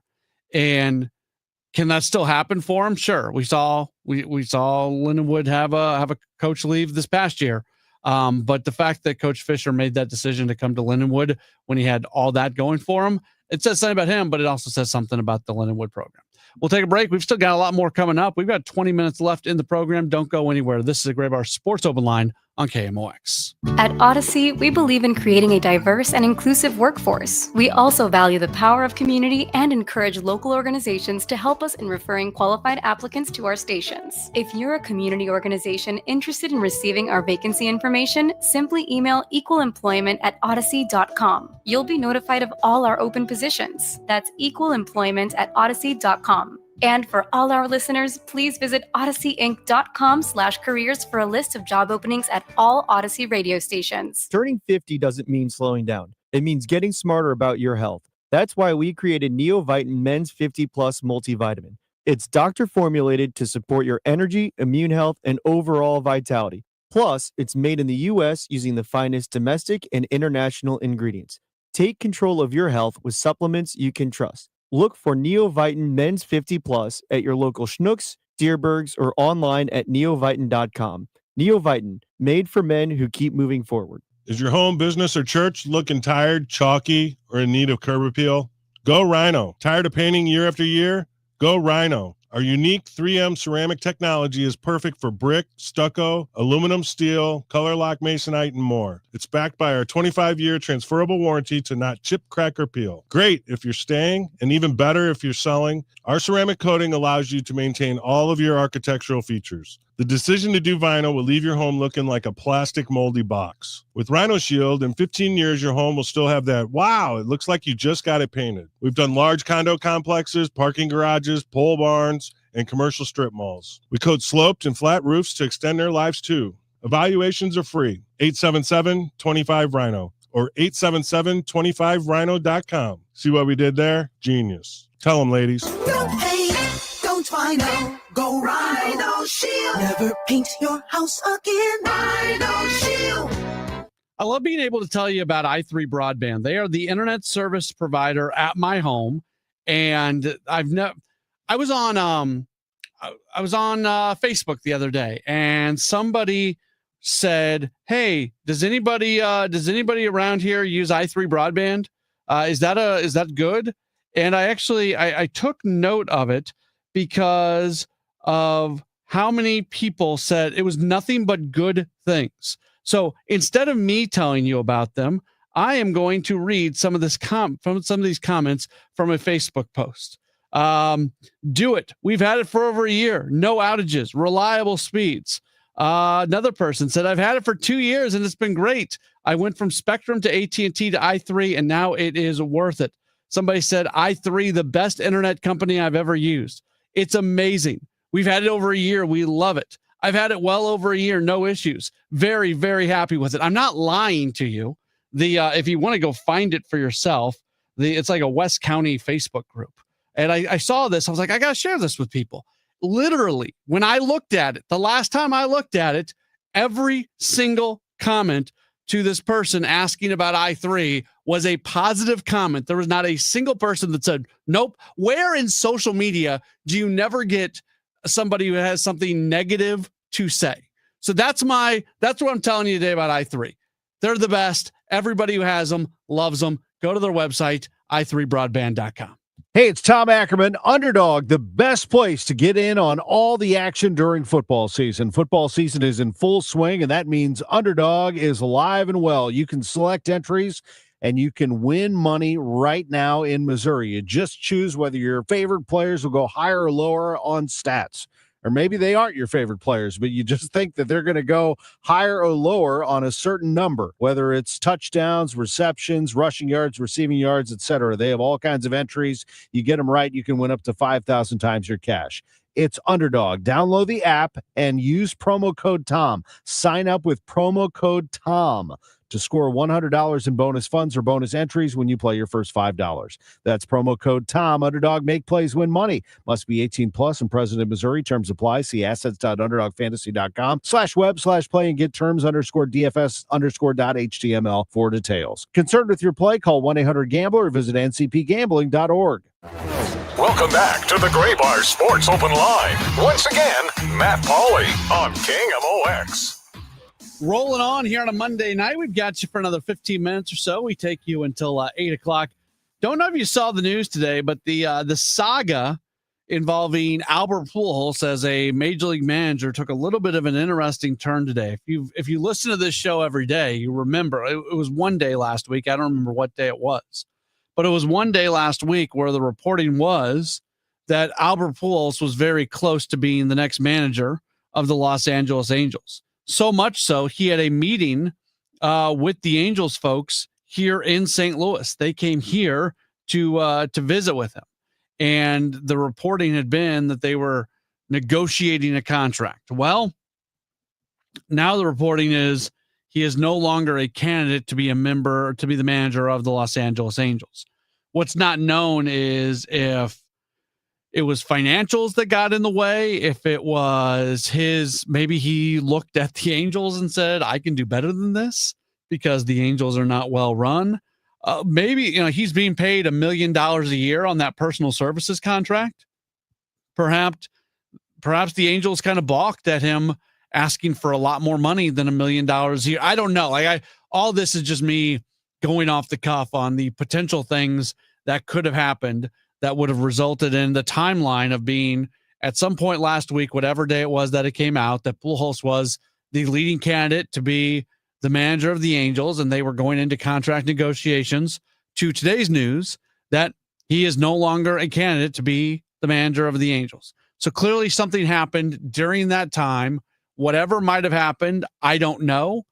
I am happy for Pujols that he is not going to be the manager of the Angels because it is such a poorly run organization. I want him to go somewhere where he can be successful, and I feel like there's better options. In fact, he has two other teams that are still interested in him. The Baltimore Orioles have reached out with interest. I think the Orioles are a better situation than the Angels, but they're not a situation that is an automatic winner. There is evidently some interest, but the ESPN report says an interview at this point has not been scheduled. One interview has been scheduled, though. He is set to interview for the job in San Diego. And would it be irony if he ended up with the Padres, where they would go from Mike Schilt to Albert Pujols? Like, do the Padres just want to hire people who are very popular in St. Louis? Is that what they are? Is that what they're looking to do? I say that jokingly. I think if you've listened to me, I think that Pujols has the opportunity and checks all the boxes to be a really, really good major league manager. And here's something else. He has a good relationship already and is very much respected from a couple of their stars in Manny Machado and Fernando Tatis Jr. So I think that would help. So of all the managerial jobs that are open right now, you can make the argument that the Padres job is the best one. It's probably that one or the Atlanta Braves. I think if I'm looking at all the jobs that are open, Angels, Orioles, Braves, Giants, Nationals, Rockies, Twins, I would look at the Padres and I would look at the Braves as the teams that are most ready to win. And I'd put the Giants kind of at like 1A or whatever it might be. They're right there after it. And then you would slot some other teams in after that. But I think it seems likely that Pujols is going to be a manager next year. The Padres did have to get permission from the Angels to be able to interview him because he is still under that personal services contract. You would think that if the Padres end up hiring him or if any other team hires him, that personal services contract would just be ripped up and it would never be put in place again. They would be done with that, but he is still an employee of the Angels. So that is something that has to be worked through as well. The other bit of managerial news, and this certainly has a St. Louis tint to it because of Tony Vitello and his connection to our community, current Tennessee baseball coach, Tony Vitello. He reportedly is the leading candidate for the job with the San Francisco Giants. There has never been a college baseball coach that has gone straight from being a college coach to being a major league manager. And the jobs are very different. And Vitello's a guy that, and I love Tony Vitello. I love him. I love the way he coaches college baseball. He is fun. There's a reason that Tennessee program has done what it's done. He won a national title a couple years back. I mean, this is a guy who is really, really good as a college baseball coach. He's a wild man out there. That's for sure. He's probably have to tone things down a bit in the big leagues. It's just, and I have to wonder, did Pat Murphy blaze this trail? And I realized that Pat Murphy didn't go from being a college baseball coach to being a major league manager.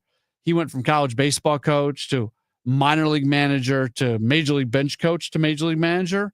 But Pat Murphy cut his teeth as a college baseball coach at Notre Dame and Arizona. Do teams start looking more at college baseball coaches because that skill set seemingly has worked? If Vitello gets that job in San Francisco, that's going to be a big test, and that could certainly open up doors for college baseball coaches moving forward. One more break. We'll come back. We'll wrap up this edition of the program. It's Gray Bar Sports Open Line on KMOX. KMOX proudly supports the Mutual Awards, returning to Stiefel Theater Saturday, November 22nd. You can be in the audience for this nationally televised event, hosted right here in St. Louis. Named for Stan the Man, the show celebrates the year's greatest moments of sportsmanship and those who embody class and character. Experience the extraordinary moments and people that make the Mutual Awards an event like no other. For more information, KMOX.com/events. For residential and commercial heating repairs, service, maintenance, or installation, contact Air Comfort Service Heating, Cooling, and Insulation. With over 50 years of HVAC service, get in your comfort zone this winter. Visit aircomfortservice.com. That's aircomfortservice.com. At LendSeek, we know running a business takes heart, hustle, and sometimes a little help. That's why we stand with you with our exclusive AI lending platform, connecting you to over 100 funders. If you've been in business for at least 2 years with a minimum annual revenue of $500,000, you can get up to $1 million in funding in as fast as 24 hours. No collateral, no prepayment penalties, no red tape. Apply today with no cost or obligation at lendseek.com. That's LENDSEEK.com. Save big money on your kitchen update at Menards. Transform everyday spaces into gathering places with custom craft countertops from Menards. Countertops are the center of the home, and we offer stylish options with durability that will last for years to come. Check out our kitchen showrooms in-store or visit Menards.com and get a pre-design estimate today. Plus, view our weekly flyer for many other great deals happening this week. Save big money at Menards. This special alert is for all Americans who own a vehicle. If you have a warranty that's about to expire or no warranty coverage at all, this message is for you. It's time to stop worrying about future car repairs today. Your vehicle is essential, but unexpected breakdowns can derail your plans and your wallet. It's time to future-proof your ride with CarShield. CarShield offers a low-cost month-to-month vehicle protection plan that saves drivers thousands from out-of-pocket expenses on future auto repairs. Imagine if your engine quits or your transmission fails. You could pay a fraction of the repair cost. This protection plan is at an all-time low, and to give you even more peace of mind, drivers who activate today also receive free roadside assistance, free towing, and car rental options at no additional cost. Don't wait for a breakdown to drain your savings. Future-proof your car with CarShield today and drive with confidence. Call CarShield for your free quick quote. Call 800-90 800-908-8646. That's 800-908-8646. What do you have to lose? Call 800-908-8646. That's 800-908-8646. Again, 800-908-8646. If you're one of the millions of Americans behind on your taxes, if you're afraid to open your mail because IRS collection letters could be coming, listen carefully. The IRS is cracking down, taking paychecks, freezing bank accounts, revoking passports. That's a fact. But here's what most people don't know. There are official tax relief programs designed to help struggling taxpayers. Programs that could save you thousands if you qualify. No one knows these programs better than the experts at Optima Tax Relief. Optima's award-winning team will fight to protect your paycheck, your passport, and your property. Their tax attorneys and licensed tax professionals will work tirelessly to get you the best deal possible with the IRS. Every day, penalties and interest keep piling up, so don't wait. Call Optima now for a free consultation. Call 800-348-0269. 800-348-0269. 800-348-0269. Optima Tax Relief. Some restrictions apply. For complete details, please visit OptimaTaxRelief.com. This is Megan Lynch. 250 doctors go to Ophthalmology Associates. That's why I trust them. Ophthalmology Associates, 314-966-5000 or youridoc.com. Welcome back to the Gray Bar Sports Open Line. Once again, Matt Pauley on KMOX. We are starting to wrap up this edition of the program. I don't know if you saw this. Just a crazy thing occurred yesterday in the NFL. The Denver Broncos beat the New York Giants. That's not the crazy thing. Here's the crazy thing. The Broncos score all 33 of their points in the fourth quarter yesterday. The Broncos' 33 fourth quarter points were the most in NFL history by any team that was shut out for the first three quarters. That has never happened. Their quarterback, Bo Nix, became the first player ever to run for two scores and throw for two touchdowns in a single fourth quarter. And the comeback snapped a streak where NFL teams had won 1,602 consecutive games when leading by 18 points or more in the final 6 minutes of a game. The Giants are not very good. The Giants are a little bit better after they made their coaching or they're not their coaching change, their quarterback change when they moved out Russell Wilson and moved to Jackson Dart. But that is something you are not going to see, a 33-32 win for Denver, and all 33 of their points were scored in the fourth quarter. That was absolute craziness yesterday in the NFL. That is just about going to do it for this edition of the program. Certainly appreciate being with us. We've got a full show every day but Thursday this week, so we'll be back with you tomorrow, 6 o'clock to 8 o'clock for another Gray Bar Sports Open Line right here on KMOX. When life happens and you need to sell your St. Louis area home, call trusted realtor Gloria.